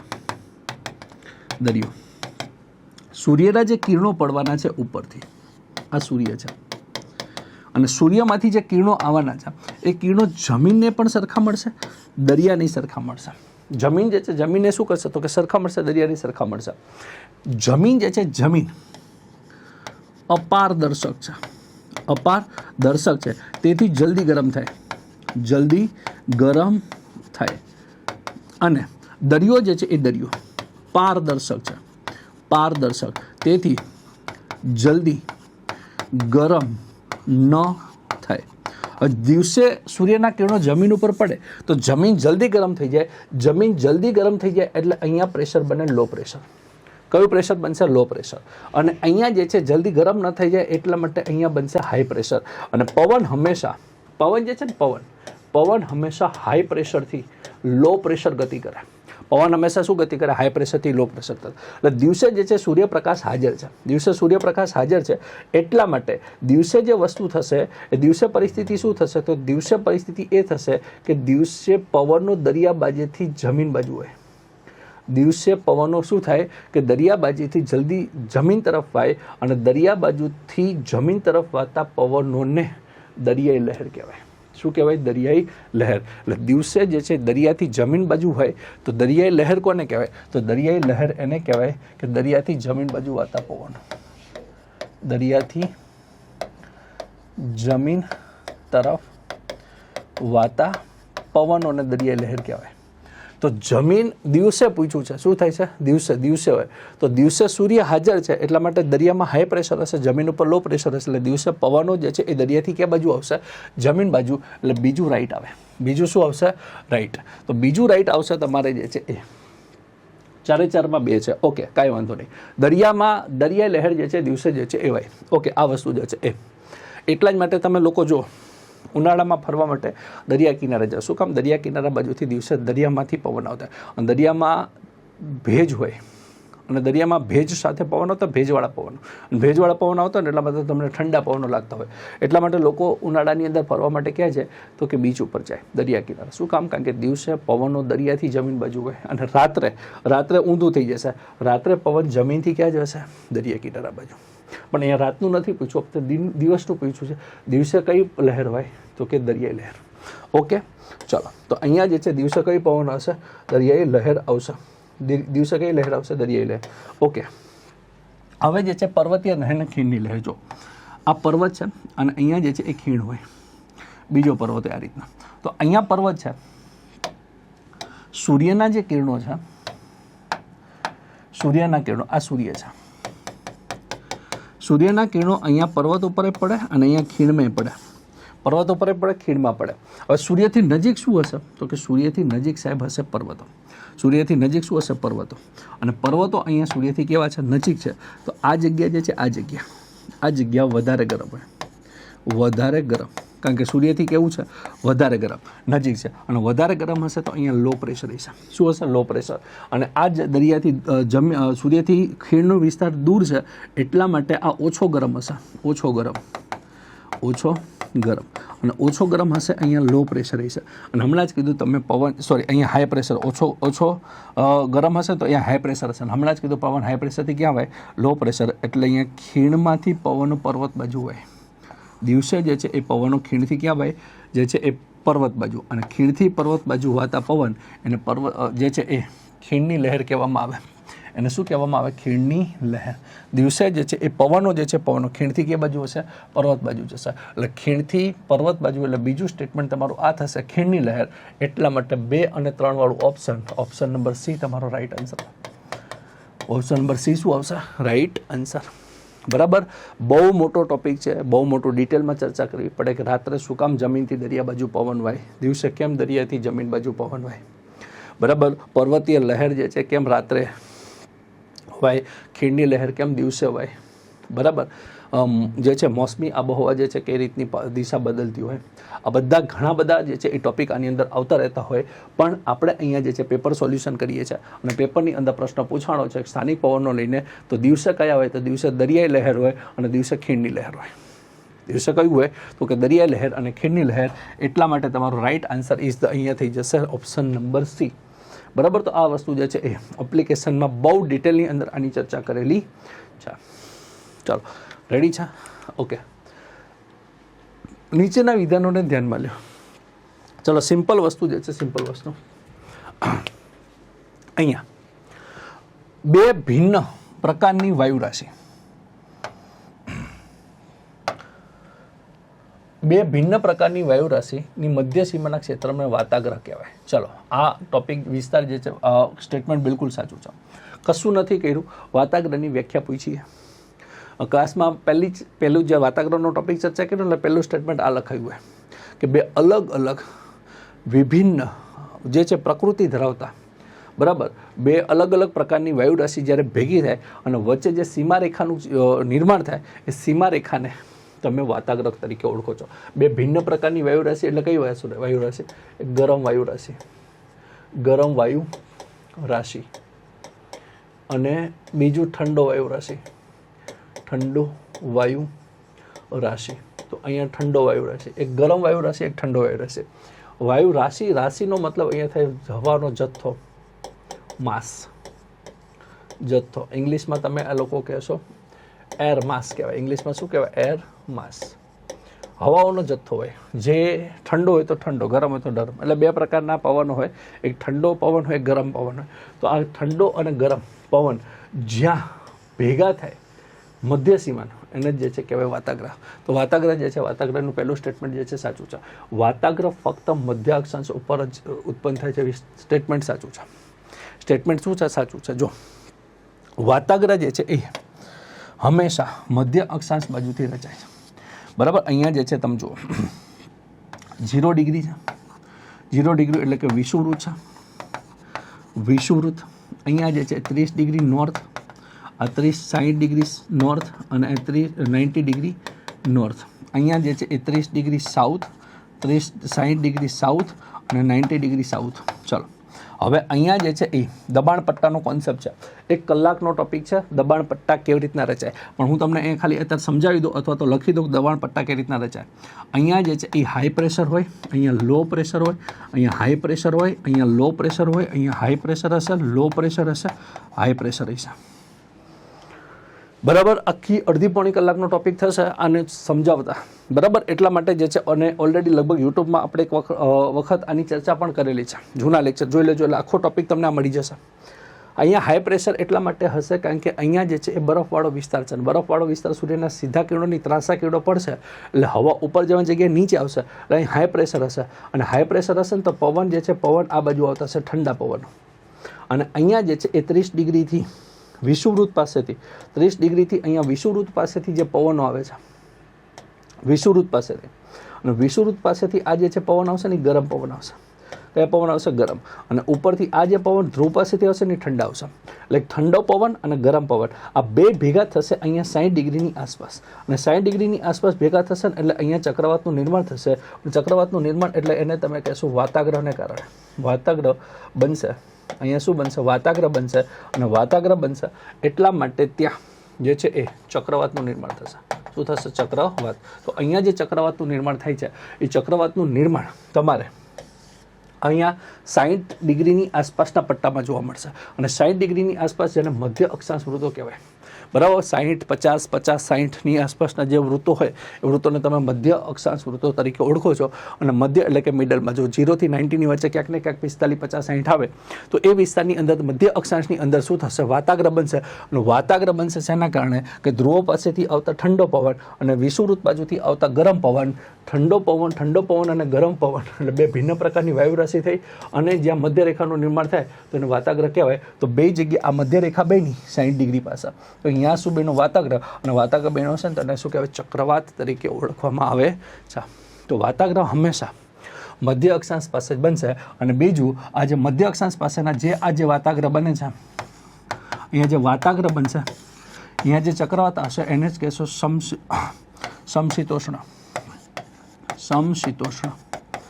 કટિબંધીય ચક્રવાત. આને શું કહેવાય? સમશીતોષ્ણ કટિબંધીય ચક્રવાત તરીકે તમે ઓળખો છો. તો સમશીતોષ્ણ કટિબંધીય ચક્રવાત શું છે? તો કે અહીંયા વાતાગ્રહ જે છે વાતાગ્રહનું નિર્માણ થયું અહીંયા, બરાબર છે, અને એ બંને પ્રમાણે જે છે મધ્ય અક્ષાંશ, તો કે આ સ્ટેટમેન્ટ પણ સાચું છે એટલા માટે સી આપેલા બંને સાચા. અને જવાબ શું આવશે? આપેલા બંને સ્ટેટમેન્ટ કેવા છે? તો કે સાચા. આપેલા બંને સ્ટેટમેન્ટ અહીંયા સાચા જોવા મળશે. પ્રશ્ન છે તમારો 33મો નંબરનો પ્રશ્ન. ઓકે, ચાલો. ઉષ્ણકટિબંધીય ચક્રવાત, ફરી એક વખત ચક્રવાતનો પ્રશ્ન આવ્યો છે. જો ઉષ્ણકટિબંધીય ચક્રવાત વિશે નીચેના વિધાનો ધ્યાનમાં લો, અને તમારે કયા ગોતવાના? સાચા ગોતવાના છે. કેવા ગોતવાના? સાચા. ચાલો. આ ચક્રવાત ફક્ત સમુદ્રમાં ઉત્પન્ન થાય? ડેફિનેટલી, બિલકુલ સાચી વાત છે. ઉષ્ણકટિબંધીય ચક્રવાત હંમેશા ક્યાં ઉત્પન્ન થશે? સમુદ્રમાં. ઓકે. આ ચક્રવાત જે છે જો સમુદ્રમાં ઉત્પન્ન થાય તો એને ચક્રવાત કહેવાય. સમુદ્રમાં ઉત્પન્ન થાય તો એને ચક્રવાત કહેવાય. ચક્રવાત. જમીન પર ઉત્પન્ન થાય તો એને વંટોળ કહેવાય. શું કહેવાય? વંટોળ. એના માટે શબ્દ વપરાય વંટોળ. એટલે તમે નથી કહેતા જમીન ઉપર વંટોળ આવ્યો, એકદમ ગોળ ગોળ ફરતી હવા આવતી હોય એને વંટોળ કહેતા, પણ ક્યાં? જમીન ઉપર. પણ સમુદ્રમાં જ્યારે ઉત્પન્ન થાય ને તો એને શું કહેશું? ચક્રવાત. છો તો ઉષ્ણકટિબંધીય ચક્રવાત હંમેશા દરિયામાં, તો ચક્રવાત શબ્દ ઉપર તો ક્યાં છે? સમુદ્રમાં જ ઉત્પન્ન થાય. ડેફિનેટલી આ ચક્રવાત સમશીતોષ્ણ કટિબંધમાં ચક્રવાતની સરખામણીએ વધુ વિનાશ કર્યો. ડેફિનેટલી હોય. સમુદ્રમાં ઉત્પન્ન થાય અત્યંત શક્તિશાળી હોય, કારણ કે અહીંયા સતત લો પ્રેશર બનતું જતું હોય. જ્યારે એ જમીન સપાટીને હિટ કરશે પછી ત્યાં લો પ્રેશર બનવાની શક્યતા ઘટી જશે. એટલા માટે જે છે એ પછી શાંત થઈ જશે. પણ પહેલાં સમુદ્રમાં હોય, અતિશય તોફાની હોય, અતિશય જે છે વિનાશકારી તમને જોવા મળતા હોય. તો એટલા માટે જે છે એ સમશીતોષ્ણની અંદર બનતા ચક્રવાત કરતાં ઉષ્ણકટિબંધના ચક્રવાત જે છે એ ચક્રવાત કેવો હોય? વિનાશ કર્યો. સ્ટેટમેન્ટ સાચું હોય. આ ચક્રવાત પૂર્વથી પશ્ચિમ તરફ વહે છે, તો આ સ્ટેટમેન્ટ પણ સાચું છે. આના માટે જવાબદાર છે, ત્રીજા સ્ટેટમેન્ટ માટે તમારે સાચ જોવું પડશે કે વિષુવવૃત્તની આસપાસ ઉષ્ણકટિબંધીય વિસ્તાર એટલે શું થશે? તો કે વિષુવવૃત્તની આસપાસ જેનો વિસ્તાર જે છે અહીંયા પૂર્વીય પવન હોય. કેવા પવન હોય? પૂર્વીય પવન. અહીંયા કેવા પવન હોય? પૂર્વીય પવન હોય. અને પૂર્વીય પવન હોય ને એ પૂર્વથી હંમેશા પશ્ચિમ તરફ હોય. પૂર્વીય પવન ક્યાં હોય? પૂર્વથી પશ્ચિમ. હવે પવન જ પૂર્વથી પશ્ચિમ વાતા હોય તો ચક્રવાત પણ કઈ બાજુ ગતિ કરશે? પૂર્વથી પશ્ચિમ. એટલા માટે અહીંયા ત્રીજું સ્ટેટમેન્ટ પણ સાચું થશે. એટલે અહીંયા ત્રણ સ્ટેટમેન્ટ તમારા સાચા છે. એટલે જવાબ તમને જોવા મળશે ડી. જવાબ શું જોવા મળશે? ડી. તો આન્સર તમને અહીંયા જોવા મળશે ડી. કયો આન્સર જોવા મળશે? તો આન્સર શું આવશે? ડી. તો 34મા નંબરનો પ્રશ્ન શું આવશે? Answer number D. ચાલો. ઓકે, આગળ વધીએ. 35મા નંબરનો સવાલ છે. જો કોપનનો સમૂહ એ પ્રકારના આબોહવા વિશે નીચેના વિધાનો ચકાસો. બરાબર, આ પ્રશ્ન જે છે એ પ્રશ્નની અંદર જે છે એ ભૂલ રહેલી છે. શું રહેલી છે? ભૂલ. પહેલાં કહી દઉં કે આ પ્રશ્નમાં શું રહેલી છે? ભૂલ. કોપન નામનો એક વ્યક્તિ હતો કે જેને દુનિયાની અંદર જે આબોહવા છે, આબોહવાની સ્ટડી કરી અને દુનિયાની આબોહવાને ABCDEF આ રીતના જે છે અલગ અલગ કેટેગરીમાં એને વિભાજિત કરી. તમે જે છે ને એ ક્લાસરૂમમાં ચર્ચા કરી હતી આની. અને બીજું કે આને તમે જે છે ને ક્યાંય સારી બુક હોય જે છે એની અંદર તમે જોશો તો એથી લઈને EF સુધી જે છે તમને આબોહવા જોવા મળશે. વિશ્વની આબોહવા જે છે એની અંદર એને કેટેગરી વાઇઝ જે છે ડિસ્ક્રાઇબ કર્યું છે. એને એ કેટેગરીની અંદર એવું ચર્ચા કરી છે. ટ્રોપિકલ ઝોન આપ્યો છે, એને કીધું છે ટ્રોપિકલ ઝોન. આને કીધું છે ટ્રોપિકલ ઝોન. ટ્રોપિકલ ઝોન એટલે તમે એને કહેશો ઉષ્ણકટિબંધીય વિસ્તાર. ઉષ્ણકટિબંધીય વિસ્તાર. ટ્રોપિકલ ઝોન એટલે શું થશે? ઉષ્ણકટિબંધીય વિસ્તાર. અને ઉષ્ણકટિબંધીય વિસ્તાર કોને કહેવાય? તો કે કર્કવૃતથી મકરવૃત સુધીનો વિસ્તાર. કર્કવૃતથી મકરવૃત સુધીનો જે વિસ્તાર છે. ઓકે, તો અહીંયા એટલી તમને ખબર પડી કે કોપેને જે સમૂહ આપ્યો છે એની અંદર એ પ્રકારનો જે આબોહવા છે એ પ્રકારની આબોહવા, અને એ પ્રકારના આબોહવાની અંદર શબ્દ શું વાપર્યો છે? એને ટ્રોપિકલ ઝોન વાપર્યો છે. એ પ્રકારના આબોહવામાં શું છે? Tropical zone. અને એ પ્રકારનો જે આબોહવા છે એને કહેવાય છે ટ્રોપિકલ. અને ટ્રોપિકલ એટલે કહેવાય ઉષ્ણકટિબંધીય વિસ્તાર. અને ઉષ્ણકટિબંધીય વિસ્તાર એટલે કર્કવૃતથી મકરવૃત સુધી. અચ્છા, હવે તમને એટલું ખબર પડે કે ઉષ્ણકટિબંધીય વિસ્તારની અંદર સૂર્યના કિરણો કેવા પડે? સૂર્યના કિરણો સીધા પડે. સીધા પડશે તો શું હશે? ગરમી વધારે હશે. શું હશે? ગરમી વધારે હશે. જો અહીંયા આ પ્રકારની આબોહવા કર્કવૃતથી મકરવૃત સુધી જોવા મળે. જો અહીંયા લખ્યું છે કર્કવૃતથી મકરવૃત એટલે સ્ટેટમેન્ટ તમારું શું આવશે? એ રાઈટ આવશે. બીજું, ગરમી વધારે પડશે. અહીંની આબોહવા ગરમ અને ભેજવાળી રહે છે. તો આ સ્ટેટમેન્ટ પણ તમારું રાઈટ છે. શું છે આ સ્ટેટમેન્ટ? જે છે ને આ સ્ટેટમેન્ટ પણ તમારું રાઈટ છે. અહીંયા જે છે એ જેટલી ગરમી વધારે હશે તો બાષ્પીભવન વધારે થશે, તો આબોહવા ગરમ અને ભેજવાળી હશે. ભેજવાળી, કારણ કે જેટલી ગરમી વધારે પડે એટલે દરિયો વધુ ગરમ થાય. દરિયો વધારે ગરમ થાય, અને દરિયો વધારે ગરમ થાય તો દરિયામાંથી ભેજ બનવાની પ્રોસેસ વધી જાય, અને દરિયામાંથી ભેજ વધારે બને તો ગરમ અને ભેજવાળી આબોહવા જોવા મળશે. એટલા માટે આ વિસ્તારમાં ગરમ અને ભેજવાળી આબોહવા જોવા મળે. એટલે સ્ટેટમેન્ટ નંબર બીજું પણ સાચું છે. અહીં વાર્ષિક તાપાંતર ખૂબ વધારે હોય, તો આ સ્ટેટમેન્ટ ખોટું છે. શું કામ? 12 મહિના સૂર્યના સીધા કિરણો મોટાભાગે વિષુવવૃત્તની આસપાસના પટ્ટામાં પડતા હોય, એના કારણે અહીંયા તાપાંતર સૌથી ઓછું હોય. તાપાંતર ઓછું હોય, વધારે હોય નહીં. એનું કારણ છે સૂર્યના કિરણો શિયાળો, ઉનાળો, ચોમાસું દરેક સિઝનની અંદર સૂર્યના કિરણો વિષુવવૃત્તની આસપાસના પટ્ટામાં સીધા પડતા હોય. હવે સીધા જ પડતા હોય તો શિયાળામાં ટેમ્પરેચર, ઉનાળાનું ટેમ્પરેચર અને ચોમાસાનું ટેમ્પરેચર મોટાભાગે ત્રણેય ટેમ્પરેચર એક જ સરખા લાગતા હોય. એટલા માટે અહીંયા ટેમ્પરેચર ડિફરન્સ એટલે કે તાપાંતર ખૂબ વધારે હોય તો આ સ્ટેટમેન્ટ ખોટું હોય. વધારે ન હોય, કેવું હોય? ઓછું હોય. અને ઓછું એટલે ત્રીજું ખોટું છે.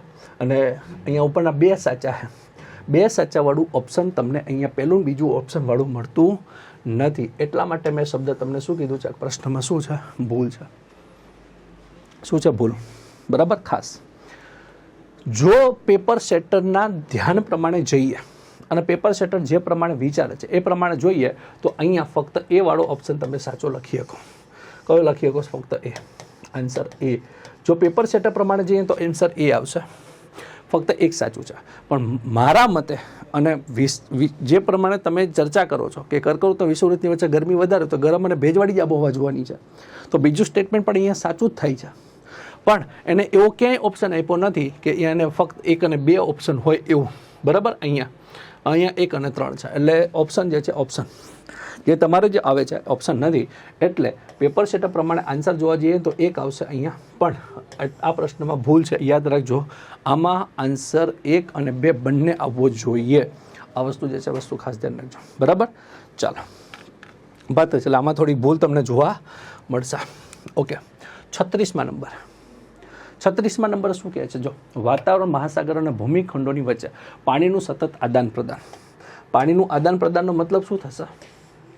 કે ભેજ બનવો, પાણીમાંથી ગરમ થવું, વરાળ બનવી, ભેજ બનવો, વરસાદ પડવો, ફરી પાછું પાણી જમીન ઉપર આવવું. એટલે એને જે છે એ પાણીનું આદાન પ્રદાનમાં કઈ પ્રક્રિયાઓ થાય છે? ચાલો, પહેલું અહીંયા બાષ્પીભવન થાય, 100%. ગરમી વધારે પડે, દરિયો ગરમ થાય, દરિયો ગરમ થાય તો બાષ્પીભવન થાય, બાષ્પીભવન થશે તો બાષ્પોત્સર્જન થશે. બાષ્પોત્સર્જન એટલે શું? દરિયામાંથી બાષ્પ એટલે કે ભેજ બનવાની જે છે એ વરાળ. બાષ્પ એટલે શું થાય? વરાળ. અને વરાળ બનવાની જે પ્રક્રિયા છે એને બાષ્પોત્સર્જન કહેવાય. પાણીમાંથી પાણી ગરમ થાય અને પાણી એ વરાળ જે છે વરાળ ઉપર તરફ જાય અને ઉપર તરફ જાય ને એ ઘટનાને બાષ્પીભવન કહેવાય. દરિયો ગરમ થયો અને એમાંથી બની વરાળ, અને વરાળ બનીને વરાળ ઉપર જાય ને એ ઉપર જવાની ઘટનાને બાષ્પીભવન કહેવાય. પણ પાણી ગરમ થાય અને એની અંદરથી જે વરાળ બનવાની જે પ્રક્રિયા છે ને એને કહેવાય છે બાષ્પોત્સર્જન. એટલે દરિયો ગરમ થાય એટલે પહેલાં બાષ્પોત્સર્જન થાય, પછી બાષ્પીભવન થાય. અને બાષ્પીભવન થાય, પવન જે છે એ વરાળ જે છે વરાળ ઉપર જાય, ઉપર જાય ને એટલે ઠંડી પડે, અને ઠંડી પડે ને એટલે એ બને ભેજ. અને આર્દ્રતા એટલે શું થશે? અહીંયા ભેજ થશે. આર્દ્રતા એટલે શું થાય? ભેજ. તો એ વરાળ જે છે વરાળ ઉપર જઈને ઠંડી પડશે અને એમાં પડશે ભેજ, અને ભેજ બની જાય એટલે એમાંથી બનશે વાદળ, અને વાદળ છે વાદળમાંથી જે વરસાદ પડે, વાદળમાંથી વરસાદ બનવાની પ્રક્રિયાને ઘનીભવન કહેવાય. શું કહેવાય? ઘનીભવન. તો 53 નંબરનું ઓપ્શન પર શું છે? ઘનીભવન. તો ઘનીભવન પણ તમારો જવાબ સાચો થશે. બરાબર, ખાસ ધ્યાન રાખજો. જો ગરમ દરિયો ગરમ થયો, એમાંથી જે છે વરાળ બની, વરાળ બનવાની, અહીંયા વરાળ બનતી હોય, વરાળ બનવાની એટલે કે બાષ્પોત્સર્જન કહેવાય. બાષ્પોત્સર્જન. અહીંયા પવન ઉપર જાય આને કહેવાય બાષ્પીભવન. બાષ્પીભવન. ભેજ ઠરી જાય, આવા બિંદુ જે છે બિંદુ જામે, આવા બિંદુ બને, ઉપર જઈને હવા ઠરે એટલે જે છે એ આવા બિંદુ બને, અને આ બિંદુને કહેવાય ભેજ. અને ભેજ જે છે એ ભેજ સંકોચાય, અને સંકોચાઈને અહીંયા વાદળ બને, અને વાદળમાંથી વરસાદ પડવાની જે ઘટના છે એને કહેવાય ઘનીભવન. એટલે બાષ્પોત્સર્જન, બાષ્પીભવન, ભેજ અને ઘનીભવન. 4 વસ્તુ સાચી છે. એટલે આન્સર એ છે તમારો ડી. આન્સર શું આવશે? ડી. 4 વસ્તુ જે છે વસ્તુ તમારી અહીંયા શું છે? સાચી છે. ચલો, આન્સર શું આવશે? ડી. 36. નીચેના વિધાનનું ધ્યાનમાં લ્યો. જે તાપમાને બાષ્પીભવન શરૂ થાય એને બાષ્પીભવનની ગુપ્ત ઉષ્મા કહેવાય. 100% લેટેન્ટ હીટ કહેવાય. ઇંગ્લિશમાં શું કહેવાય? બાષ્પીભવનની ગુપ્ત ઉષ્મા, એને લેટેન્ટ હીટ. જે છે એ તાપમાને બાષ્પીભવન થયું, અને બાષ્પીભવનને કારણે એ ગરમી જે છે એ ગરમી બાષ્પીભવનની એને શું કહેવાય? લેટેન્ટ હીટ. બરાબર શબ્દ છે એનો, લેટેન્ટ હીટ અથવા ગુપ્ત ગરમી. તો સ્ટેટમેન્ટ સાચું છે. હવામાન તાપમાનની વૃદ્ધિ સાથે પાણીની વરાળ બનવાની ક્ષમતા ઘટે. જુઓ તો જરા, સ્ટેટમેન્ટ ખોટું હોય. જેમ ટેમ્પરેચર વધે એમ પાણીની વરાળ બનવાની ક્ષમતા ઘટે નહીં પણ વધે. એટલા માટે જે છે એ સ્ટેટમેન્ટ બીજું ખોટું છે ને, તો આ નો આવે, જવાબ આવી ગયો બી. આ તમારો આન્સર છે. ત્રીજું વાંચવાની જરૂર ન પડે. પેપરમાં ત્રીજું સ્ટેટમેન્ટ વાંચવાની જરૂર પડે નહીં, એટલે બીજું ખબર પડે ને ખોટું. ચલો, હવાની તીવ્ર ગતિ જેટલી વધારે એટલું બાષ્પીભવન એટલું તીવ્ર થાય. ડેફિનેટલી જેટલો પવન વધારે હશે, બરાબર, એટલી જે છે એ બાષ્પીભવનની પ્રક્રિયા પણ કેવી થશે? તીવ્ર થશે. એટલે તમારો આન્સર જે છે એ 1 અને 3 બે સાચા છે. એટલે આન્સર તમારો જોવા મળશે બી. આન્સર શું જોવા મળશે? બી. જોવા છે, ખબર છે, ખાલી એટલું ખબર પડે ને કે તાપમાન વધે તો પાણીની વરાળ બનવાની ક્ષમતા ઘટે નહીં, ઉપરથી શું થઈ જાય? વધી જાય. એટલા માટે એ જે છે ઘટે એ બધું. એટલા માટે બીજું ખોટું છે, અને એટલા માટે તમારો જવાબ બી આવશે. જવાબ શું આવશે? બી. 1 અને 3. ચલો, 37 પછી 38. દુનિયામાં વરસાદના વિતરણ બાબતે નીચેના વિધાનોને ધ્યાનમાં લ્યો. ચાલો, દુનિયામાં વરસાદ જે છે ને, વરસાદ કઈ રીતના પડે છે ને એને ધ્યાનમાં લેવાનું છે. અને શું ગોતવાનું? સાચા ગોતવાના. ચાલો, ઓકે, સાચા ગોતશું. ક્યારેક ધ્યાન રાખવાનું હો. ખાલી પ્રશ્ન જોઈને બધી જગ્યાએ સાચું નહીં અહીંયા જોવાનું. ક્યારેક અહીંયા તમને ભૂલ પડાવી દેશે. અહીંયા ભૂલ એ પડાવે કે ખોટા કયા હે. તમે સાચા ગોતતા હોય, એને પૂછ્યું એ ખોટા, પછી કે જવાબ મેળ ન થતો, ના જ આવે ને મિત્ર, બરાબર છે. કારણ કે ક્યારેક ક્યારેક અહીંયા પણ ધ્યાન રાખતું જવાનું. ખાલી આપણે શું થાય, પ્રશ્ન આવ્યો ને એક્સાઇટેડમાં ઓકે સાચું જ પૂછ્યું, સાચું નહીં, જીપીએસસી ક્યારેક અહીંયા ખોટું પૂછે. એટલે સૌથી વધુ ઇમ્પોર્ટન્ટ આ જગ્યા હોય, આ જોવાનું ભેગું ભેગું કે ભાઈ સાચું પૂછવું હોય ખોટું પૂછવું એ પણ તમને ખબર હોવી જોઈએ. ચલો શું કહેવા માંગે છે અહીંયા, સાચું જ પૂછવું એટલે આપણે સાચું જ જોશું. ખંડીય જમીન ભાગોની સરખામણીએ મહાસાગરમાં વધુ વરસાદ પડે. ડેફિનેટલી સાચી વાત છે, કારણ કે મહાસાગર ઉપર ભેજ વધારે હોય, વધુ વરસાદ શું કામ પડે કે કારણ કે ત્યાં ભેજ વધારે હોય અને ભેજ વધારે તો મહાસાગરમાં વરસાદ વધારે પડે. સિમ્પલ વસ્તુ છે. જમીન ઉપર એટલો ભેજ ન હોય, એ જમીન ઉપર વરસાદ ક્યારે પડશે, આ ભેજ લઈ અને જમીન ઉપર આવશે ત્યારે વરસાદ પડશે. પણ અહીંયા તો ઓલરેડી ભેજ છે, ત્યાં વરસાદ તો પડવાનો છે. એટલે જમીનની સરખામણીએ મહાસાગર ઉપર શું પડશે, વધારે વરસાદ પડશે. વિષુવવૃત્તિ 20 થી 40 ઉત્તર અને દક્ષિણ અક્ષાંશના પૂર્વ કિનારે સૌથી વધુ વરસાદ થાય. અહીંયા ખાસ આ વસ્તુ યાદ રાખજો, 25 થી 40 ઉત્તર અને દક્ષિણ અક્ષાંશમાં વધુ વરસાદ ના થાય. સૌથી વધુ વરસાદ વિષુવવૃત્ત ઉપર થાય. સૌથી વધારે વરસાદ વિષુવવૃત્ત ઉપર થાય. વિષુવવૃત્ત પર થાય. સૌથી વધુ વરસાદ ક્યાં થાય, વિષુવવૃત્ત ઉપર થાય. 25 થી 40 ડિગ્રી અક્ષાંશ ઉત્તર અને દક્ષિણમાં ના થાય. એનું કારણ કે સૌથી વધુ સૂર્યના કિરણો સીધા ક્યાં પડે, સીધા પડે વિષુવવૃત્ત ઉપર. સીધા વિષુવવૃત્ત ઉપર પડે. ગરમી ક્યાં વધારે હોય, વિષુવવૃત્ત ઉપર. વિષુવવૃત્ત પર ગરમી વધારે હોય તો અહીંયા જે છે એ બાષ્પીભવન કેવું થાય, વધારે. બાષ્પીભવન વધારે થાય તો ભેજ કેવો બને, વધારે. ભેજ કેવો વધારે બને તો અહીંયા વરસાદ કેવો પડે, વધારે. ક્યાં, તો કે વિષુવવૃત્ત ઉપર. એની કમ્પેરિઝનમાં 25 થી 40 ઉત્તર અને દક્ષિણમાં એટલે બધી ગરમી ન પડે, અને એટલી બધી ગરમી ન પડે તો અહીંયા ભેજ ન બને તો એટલો વરસાદ ન પડતો હોય. કમ્પેરેટિવલી ક્યાં, તો કે વિષુવવૃત્ત ઉપર પડતો હોય એના કરતાં ઓછો વરસાદ ક્યાં પડતો હોય, 25 થી 40 ઉપર. પણ અહીંયા તમને શું કીધું હોય, અહીંયા વધુ પડે. વધુ ન પડે, અહીંયા કેવો પડતો હોય, ઓછો પડતો હોય. વધુ વરસાદ ક્યાં પડે, વિષુવવૃત્ત ઉપર. એટલે બીજું કેવું આવશે, ખોટું. એટલે ફક્ત તમારો શું આવશે, આન્સર એ આવશે. આન્સર શું આવશે, એ. ચલો આન્સર શું જોવા મળશે, આન્સર તમને જોવા મળશે, એ જોવા મળશે એ. ચલો ડન છે, ઓકે.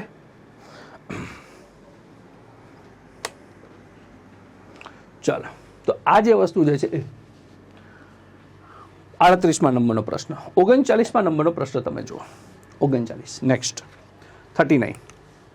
નીચેનામાંથી કયા પરિબળો મહાસાગરીય જળની ક્ષારતા સાથે અસર કરે છે? ઓકે, શું કહેવા માંગે છે, તો કે મહાસાગરીય બળ છે, જળ છે, એની ક્ષારતા સાથે અસર કરે છે. જો બાષ્પીભવન અને વરસાદ, જ્યાં વધારે વરસાદ પડતો હશે એનો મતલબ કે મીઠું પાણી જે છે એ જમીન દરિયામાં ઠલવાતું હશે તો અહીંયા ક્ષારતા ઓછી હોય. બાષ્પીભવન થતું હોય, વરસાદ પડતો હોય એટલે મીઠું પાણી જે છે દરિયામાં એડ થતું હોય તો ત્યાં જે છે એ મહાસાગરમાં જળમાં ક્ષારતા કેવી છે, તમારે ક્ષારતા જોવાની છે. શું છે ક્ષારતા, તો એ ક્ષારતા કેવી આવશે, ઓછી આવશે. સિમ્પલ વસ્તુ છે. વરસાદ પડે તો ફ્રેશ પાણી એડ થાય તો ક્ષારતા કેવી હશે, ઓછી હશે. ઓકે, તો એ ઇફેક્ટ કરે, તો કે ડેફિનેટલી ઇફેક્ટ કરે. નદીઓ ઇફેક્ટ કરશે, 100% ઇફેક્ટ કરશે. શું કરશે, તો કે ક્ષારતા જે છે ક્ષારતા ત્યાં ઓછી હશે.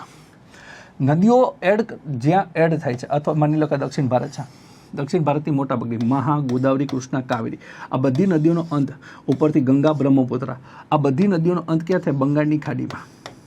બંગાળની ખાડીમાં. અને બંગાળની ખાડીમાં નદીઓનો અંત વધારે થાય છે તો બંગાળની ખાડીની ક્ષારતા ઓછી હોય. ક્ષારતા કેવી હોય, ઓછી. અહીંયા અરબ સાગરમાં બહુ મોટી નદીઓ નથી આવતી તો અહીંયા અરબ સાગર, અહીંયા શું છે, અરબ સાગર. તો અરબ સાગર જે છે, અરબ સાગરની અંદર ક્ષારતા કેવી હોય, ક્ષારતા વધારે હોય. એટલા માટે વધારે છે કારણ કે અહીંયા મોટી નદીઓ આવતી નથી. મોટી નદીઓ નથી આવતી ત્યાં ક્ષારતા વધારે, અહીંયા નદીઓ વધારે તો ક્ષારતા કેવી હશે, તો કે નદીઓ મહાસાગરના જળની ક્ષારતાને ઇફેક્ટ કરે, ડેફિનેટલી કરે. તો આ પણ સાચું આવશે. ઓકે, મેંગ્રુવ વનસ્પતિ એ આવશે જ્યાં દરિયા કિનારે મેંગ્રુવ વનસ્પતિ છે. માની લો દરિયા કિનારો છે. શું છે દરિયા કિનારો, આ દરિયા કિનારો છે, અહીંથી દરિયો ચાલુ થાય છે. દરિયામાં અહીંયા મેંગ્રુવ છે, અહીંયા બધે શું છે, અહીંયા મેંગ્રુવ વાવી દીધા. દરિયામાં જ્યારે દરિયામાંથી ભરતી આવશે તો પાણી જે છે પાણી જમીન ઉપર આવશે અને ફરી પાછું જમીન ઉપરથી જ્યારે ઓટ આવશે તો પાણી જ્યારે દરિયામાં પાછું ધકેલાશે ત્યારે જમીનની જે માટી છે અથવા તો રેતી છે એ રેતી દરિયામાં જઈ શકશે નહીં. દરિયામાં નહીં જઈ શકે. શું કામ, વચ્ચે અહીંયા મેંગ્રુવ છે. મેંગ્રુવ જે છે એ રેતી જે છે રેતીના કણોને પકડી રાખશે અથવા જકડી રાખશે, જેના કારણે રેતી જે છે દરિયામાં એન્ટર થઈ શકશે નહીં. અને જમીન જે છે જમીનની અંદર ક્ષારતા હોય, જમીનમાં શું હોય ક્ષારતા? જમીનનો ક્ષાર દરિયામાં એડ થશે નહીં. એટલે જ્યાં મેંગ્રુવ હોય છે ત્યાં મોટા ભાગે દરિયામાં ક્ષારતા ઓછી હોય. શું કામ? કેમ કે મેંગ્રુવ જે છે જમીન ઉપરનો ક્ષાર દરિયામાં જતો રોકે છે, એટલા માટે દરિયાની ક્ષારતા કેવી હશે? ઓછી હશે. એટલા માટે મેંગ્રુવ પણ ઇફેક્ટ કરે છે. મહાસાગરીય પ્રવાહો ડેફિનેટલી છે. મહાસાગરના પ્રવાહનું તાપમાન જે છે એ પણ બધી વસ્તુ જે છે એની ક્ષારતાને ઇફેક્ટ કરે છે. મહાસાગરમાં ઠંડો, બરાબર, મહાસાગર હોય, મહાસાગરમાં જે પ્રવાહ હોય, પ્રવાહ બે પ્રકારના પ્રવાહ હોય. ઠંડો પ્રવાહ મહાસાગરમાં, અને બીજો કયો હશે? ઠંડો પ્રવાહ, અને બીજો કયો હશે? ગરમ પ્રવાહ. તો જ્યાં ઠંડો પ્રવાહ વાતો હશે અહીંયા ક્ષારતા ઓછી હશે. ક્ષારતા કેવી હોય? ઓછી હોય. અને જ્યાં મહાસાગરનો ગરમ પ્રવાહ હોય અહીંયા ક્ષારતા વધારે હોય. ક્ષારતા કેવી હોય? વધારે. એટલે મહાસાગરના જે પ્રવાહો જે છે એ પ્રવાહો પણ શું કરે છે? તો કે ક્ષારતાને ઇફેક્ટ કરે છે. એટલે તમારું બાષ્પીભવન અને વરસાદ થતો હોય એ પણ અસર કરે, નદીઓ અસર કરે, મેંગ્રુવની વનસ્પતિ અસર કરે, મહાસાગરીય પ્રવાહો અસર કરે. એટલા માટે તમારે અહીંયા ઓપ્શન ડી બધું અસર કરે. અને આ બધું આવડતું હોય ને તો જીપીએસસીના માર્કમાં અસર થાય, નહીતર અહીંયા માર્કમાં અસર થાય પછી, બરાબર. આ બધું ન ખબર હોય તો અસર ક્યાં થાય? જીપીએસસીમાં માર્કમાં અસર થાય, બરાબર. જેમ આ બધી ક્ષારતાને અસર કરે તો આ બધું ખબર હોવી જોઈએ. ન ખબર હોય તો પછી આપણા માર્કમાં અસર થાય, બરાબર. તો એ પણ અસર થાય અહીંયા. ચલો, રેડી છે? ઓકે, ચલો, ડન છે. 39મા નંબરનો પ્રશ્ન આપણે જોઈ લીધો. ત્યારબાદ 40મા નંબરના પ્રશ્ન તરફ આગળ વધીએ. નીચેના વિધાનનું ધ્યાનમાં લઈ લઈએ. ચલો, શું છે? સાચા ગોતી નાખીએ. એમાં હોય શું? ચલો, મહાસાગરીય જળની માં ગતિશીલતા ફક્ત બાહ્ય બળના કારણે પેદા થાય. સ્ટેટમેન્ટ હડાહડ ખોટું છે. અહીંયા શબ્દ મને તકલીફ અહીંયા ખાલી ફક્તથી છે. નથી છે, ફક્તથી. કારણ કે ફક્ત નહીં આવે, કારણ કે એની આંતરિક બળ પણ અસર કરતા હોય. આંતરિક બળ, આંતરિક પણ જે છે અસર કરતા હોય. જેમ કે મહાસાગરની ક્ષારતા અસર કરતી હોય, બરાબર. મહાસાગરની અંદરના જે પ્રવાહો જે છે, મહાસાગરના પ્રવાહો, આ બધું અસર કરતા હોય. અને ક્ષારતા પ્રવાહો આ બધું આંતરિક હોય. તો બાહ્ય અને આંતરિક બે અસર કરે. ફક્ત બાહ્ય એક વસ્તુ ખોટી, પેલું ન આવે એટલે આ ન આવે, આ ન આવે, બરાબર. બંનેમાંથી એક પણ નહીં, બરાબર. ચાલો, તો આ પણ નહીં જવાબ આવશે બી, કારણ કે બીજું સ્ટેટમેન્ટ સાચું છે. મહાસાગરની જળમાં ક્ષિતિજ એટલે કે હોરિઝોન્ટલ અને ઉર્ધ્વકાર એટલે કે વર્ટિકલ બંને પ્રકારની ગતિઓ જોવા મળે છે. તો કે મહાસાગરની જળમાં જે છે હોરિઝોન્ટલ પણ ગતિ, હોરિઝોન્ટલ પણ છે, વર્ટિકલ બે ગતિ જોવા મળે. એટલે બીજું સાચું છે. એટલે ફક્ત બે તમારો જવાબ સાચો આવશે. Answer number B, option B તમારો રાઈટ આન્સર છે. ચલો, જોઈ લ્યો. આ વસ્તુ ખબર પડવી જોઈએ, બરાબર. તો આ વસ્તુ મહાસાગરના ટોપિકમાંથી છે, ઓશિયનોગ્રાફીમાંથી આ પ્રશ્ન તમને પૂછ્યો છે. સમજાય છે? આ વખતનું પેપર જીપીએસસીમાં સૌથી વધારે, બરાબર, ભૌતિક ભૂગોળ ઉપર ફોકસ કર્યું છે.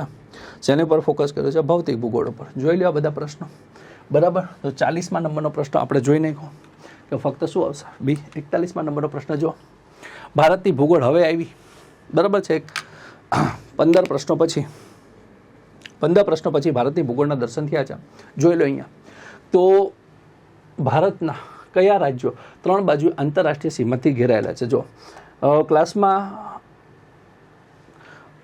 રાડો પાડીને કીધું હતું કે બાંગ્લાદેશથી 3 બાજુ ઘેરાયેલું રાજ્ય તમારું ત્રિપુરા છે. ત્રિપુરા શું છે? ત્રિપુરા બાંગ્લાદેશથી 3 બાજુ ઘેરાયેલું છે. 3 બાજુ ઘેરાયેલું છે, બરાબર. ચોથું તો આવશે. ચોથું આવે એટલે આ નો આવે, આ નો આવે, બરાબર. એટલે આ બેમાંથી એકાદું આવવું જોઈએ. જો, મણિપુરમાં ક્યાં તમે 3 બાજુ લાવશો? બરાબર, વિચાર કરો. મણિપુર 3 બાજુથી આવે નહીં, એટલે આ ખોટું છે. અસમમાં 3 બાજુ ઇન્ટરનેશનલ બોર્ડર ક્યાં લેવા જશો? તો આ નો આવે. સિક્કિમ જે છે, સિક્કિમ જે છે, સિક્કિમનો ભાગ આ રીતનું જોવા મળશે. આ બાજુ નેપાળ આવે, ઉપર ચાઇના આવે, અને અહીંયા ભૂટાન આવે, અને વચ્ચે તમારું આ જે છે રાજ્ય સિક્કિમ છે. સિક્કિમ, બરાબર, થોડુંક હાઈટ ઉપર છે. જો, એટલે આ થોડીક હાઈટ ઉપર, બરાબર. તો આ રીતનું. તો નેપાળ, ચીન, ભૂટાન, આ 3 બાજુ ઇન્ટરનેશનલ બોર્ડર લાગે એટલે 3 ને 4 જવાબ આવે. તો 3 ને 4 વાળો જવાબ તમારો આ હે. તો આ રાઈટ આન્સર છે. મેપિંગ, બરાબર. જેટલું પાવરફુલ હશે જિયોગ્રાફી એટલું જ વધારે પાવરફુલ થશે, ધ્યાન રાખજો, બરાબર. તો મેપિંગ તમારા માટે મોસ્ટ ઇમ્પોર્ટન્ટ વસ્તુ છે. જે વિદ્યાર્થીઓને મેપિંગ આવડતું હોય છે, સાહેબ, ભૂગોળ એના માટે રમકડી વસ્તુ છે. અને સૌથી સ્કોરિંગ સબ્જેક્ટ આ જ છે. ખાલી મેપિંગ ખબર હોય, અમુક રૂલ્સ રેગ્યુલેશન ખબર હોય ભૂગોળમાં, અહીંયા લોજિક લગાવીને જવાબ આવી શકે. ખાસ ધ્યાન રાખજો, બરાબર. દુનિયાનો એક એવો સબ્જેક્ટ છે કે જેમાં વાંચન ઓછું અને માર્ક વધારે. શું કામ? મેપિંગ અને લોજિક તમે પરફેક્ટ લગાવતા આવડતા હોય તો આ જવાબ સિમ્પલ તમને સૌથી ઇઝીમાં ઇઝી સબ્જેક્ટ આ લાગશે. બાકી થોથા લઈને બેસજો. સૌથી કંટાળાજનક સબ્જેક્ટ જેને નહીં ખબર પડતી હોય ને એને ભૂગોળ લાગતો હોય છે. શું કામ? કારણ કે ખબર જ ના પડે પવન ક્યાંથી હોય ને ક્યાં જાય. બરાબર. બીજી વસ્તુ, ભારતમાં કઈ પર્વતમાળા ક્યાં આવે, શું છે ને શું નહીં, ક્યાં નદી ક્યાંથી ક્યાં જાય ખબર જ ના પડે, નદીમાં વહી જાય લોકો. બરાબર. એટલે ખાસ ધ્યાન રાખજો મેપિંગ અને થોડાક જે છે એ કોન્સેપ્ટ જો તમારા ક્લિયર હશે તો સબ્જેક્ટ તમને રોકડિયો માર્ક છે. બરાબર. 30 પ્રશ્નો પૂછાણા જીપીએસસીમાં, 30 માર્ક પ્રશ્નો પૂછાણા તો એમાં તમારું મેક્સિમમ કવર થઈ જાય જો સબ્જેક્ટ આવડતું હોય તો. બરાબર. ધ્યાન રાખજો, આમાં કંઈ બહુ લાંબી વસ્તુ નથી. મેપિંગ તો તમે જાતે જોઈ શકો, ઘરે અવેલેબલ હોય મેપ, રૂમમાં ચોંટાડી જ દેવાનો હોય જે તૈયારી કરતા હોય અહીંયા. બરાબર. એટલે આ વસ્તુ જે છે ધ્યાનમાં રાખવાની. મેપિંગનો પ્રશ્ન હતો 3 બાજુ આંતરરાષ્ટ્રીય સીમા, સિક્કિમ અને ત્રિપુરા, એટલે તમારો જવાબ 3 અને 4. ચલો, ક્લિયર થાય છે. આગળ જુઓ 42 નંબરનો પ્રશ્ન. જો ગુજરાતની ભૂગોળ આવી, તાપી નદી ઘણી બધી વખત ચર્ચા કરી છે. તાપી નદી, હવે તાપી નદી જે છે એ સાતપુડા પર્વતમાળાની દક્ષિણે વહે છે. જુઓ તો જરા, ક્લાસમાં તમને ડ્રો કરીને સમજાવ્યું હતું, ગુજરાતના નકશાની અંદર ડ્રો કરીને સમજાવ્યું હતું આખી વસ્તુ. અહીંયા જે છે ને સાબરમતી નદી, સાબરમતી નદી જે છે અહીંયા વચ્ચે જે છે એ એક પર્વતમાળા. જો ગુજરાતમાં પહેલાં પર્વતમાળા તમને કહી દઉં એટલે તમને એક્ઝેક્ટલી ખબર પડે કે કઈ કઈ પર્વતમાળા છે ગુજરાતમાં. તો ગુજરાતની અંદર પર્વતમાળા છે. પર્વતમાળા છે અહીંથી, આ છે અરવલ્લી પર્વતમાળા, આ છે વિંધ્યાચલ પર્વતમાળા, આ છે સાતપુડા પર્વતમાળા, આ છે વિંધ્યાચલ સહ્યાદ્રી પર્વતમાળા. લખી જ નાખવું અહીંયા જેને ખબર ના હોય. અરવલ્લી છે, આ અરવલ્લી, આ છે વિંધ્યાચલ. અમુક અરવલ્લીને પાછા સિરીવલ્લી કરશે, સિરીવલ્લી નહીં અરવલ્લી છે. વચ્ચે વિંધ્યાચલ, આ સાતપુડા. ગોખીને થાકી ગયા હો અથવા કઈ થાકી ગયો હો કે અહીંયા બેની વચ્ચેથી નર્મદા નદી પસાર થાય. શું પસાર થાય? નર્મદા. અને અહીંયા જે છે એ તાપી નદી પસાર થાય. શું પસાર થાય? તાપી. અને વિંધ્યાચલ અને અરવલ્લી આ બંનેમાંથી અહીંયાથી મહી નદી પસાર થાય. કઈ નદી પસાર થાય? મહી. જો તો જરા આટલી વસ્તુ ખબર હોવી જોઈએ. અરવલ્લી પર્વતમાળા અને વિંધ્યાચલ આ બેની વચ્ચે મહી છે. વિંધ્યાચલ સાતપુડાની વચ્ચે નર્મદા છે. સાતપુડા અને અહીંયા આ પણ તમને કહી દઉં, આ સહ્યાદ્રી પર્વતમાળા છે. સહ્યાદ્રી, જેને તમે પશ્ચિમ ઘાટ કહો છો. શું કહો છો? પશ્ચિમ ઘાટ. હવે તમે જુઓ તો સ્ટેટમેન્ટ તમે જુઓ, સ્ટેટમેન્ટ સાતપુડા પર્વતમાળા, તાપી નદી સાતપુડાની દક્ષિણે વહે છે. તો સાતપુડા પર્વતમાળા એની દક્ષિણે જે છે તાપી નદી ડેફિનેટલી છે. તો પહેલું સ્ટેટમેન્ટ સાચું થાય. પહેલું શું થાય? સાચું થાય. સાતપુડાની કઈ બાજુ છે? દક્ષિણમાં છે. આટલું ખબર હોય તો આ પ્રશ્ન અહીંથી સીધો ક્લિયર થઈ જાય. તાપી નદી ભારતીય ઉપખંડની એકમાત્ર નદી છે જે પૂર્વથી પશ્ચિમ વહે છે. તમને દેખાતું નથી નર્મદા? નર્મદાને ક્યાં નાખશું? તો નર્મદા જે છે એ પણ પૂર્વથી પશ્ચિમ આવે છે અને તાપી પણ પૂર્વથી પશ્ચિમ આવે છે. તો અહીંયા આપણને તકલીફ ક્યાં હોવી જોઈએ? એકમાત્ર લખ્યું ને અહીંયા આપણને તકલીફ હોવી જોઈએ. અહીંયા એકમાત્રથી મને તકલીફ છે. એકમાત્ર ન આવે સાહેબ, કારણ કે અહીંયા કઈ નદી આવશે? બીજી નર્મદા આવશે. તો નર્મદા આવશે એટલે આ બે સ્ટેટમેન્ટ ખોટું થાય. બરાબર, સ્ટેટમેન્ટ ખોટું થાય એટલે આ તો જવાબ ગયું જ છે. બરાબર. તાપી નદીની ઉત્તરે અજંતા અને સાતમાળાના પર્વતમાળા આવેલી છે. તાપી નદીની ઉત્તરે અજંતા અને સાતમાળા આવેલું છે. હવે તમે વિચાર કરો, અજંતા મહારાષ્ટ્રમાં આવે. ક્યાં આવશે? મહારાષ્ટ્રમાં. અને મહારાષ્ટ્રની અંદર જે પર્વતમાળા છે ને સહ્યાદ્રી પર્વતમાળા છે. તો મહારાષ્ટ્રની અંદર પર્વતમાળા આવશે. તમારે જે ગુજરાતમાં હો મહારાષ્ટ્ર અજંતા એલોરા તમને જે છે અહીંયા જોવા મળે, અહીંયા સહ્યાદ્રીમાં જોવા મળે. સહ્યાદ્રીમાં તો એ સહ્યાદ્રીમાં જોવા મળે. તાપી નદીથી ઉત્તરે તો જિંદગીમાં ન આવે. તાપી નદીથી ક્યાં આવશે? દક્ષિણે જોવા મળે. તો આ સ્ટેટમેન્ટ પણ કેવું થઈ જાય? ખોટું થઈ જાય. ફક્ત એ જવાબ આવે તમારો. આન્સર શું આવે? એ પહેલું સ્ટેટમેન્ટ સાચું. જો તો આમાં ક્યાં અઘરું કર્યું? ખાલી મેપિંગ ખબર હોય અને કયો પર્વત ક્યાં આવેલો છે, વાત થઈ ગઈ પૂરી. તમારો જવાબ 1 માર્ક રોકડો થઈ જાય. ભલે ને 3 આપ્યા, હજી બીજા 3 સ્ટેટમેન્ટ આપે તો આપણને શું ફેર પડે? આપણને આવડતું જોવું જોઈએ. શું કામ? આ બેઝિક વસ્તુ છે. અરવલ્લી પર્વતમાળા, વિંધ્યાચલ બેની વચ્ચે કઈ નદી છે? મહી છે. વિંધ્યાચલ અને સાતપુડા બેની વચ્ચે નર્મદા છે. સાતપુડા સહ્યાદ્રી વચ્ચે તાપી છે. તો આના પ્રમાણે તમે જો તો એક જ સ્ટેટમેન્ટ સાચું છે. બરાબર. નર્મદા જે છે એ પણ પૂર્વથી પશ્ચિમ વહે છે અને તાપી પણ પૂર્વથી પશ્ચિમ વહે છે. એટલે એકમાત્ર શબ્દ લખ્યો એટલે આ બીજું સ્ટેટમેન્ટ ખોટું થાય. અજંતા એલોરા આ મહારાષ્ટ્રમાં અને મહારાષ્ટ્રમાં તાપીની દક્ષિણે આવે. સિમ્પલ વસ્તુ છે.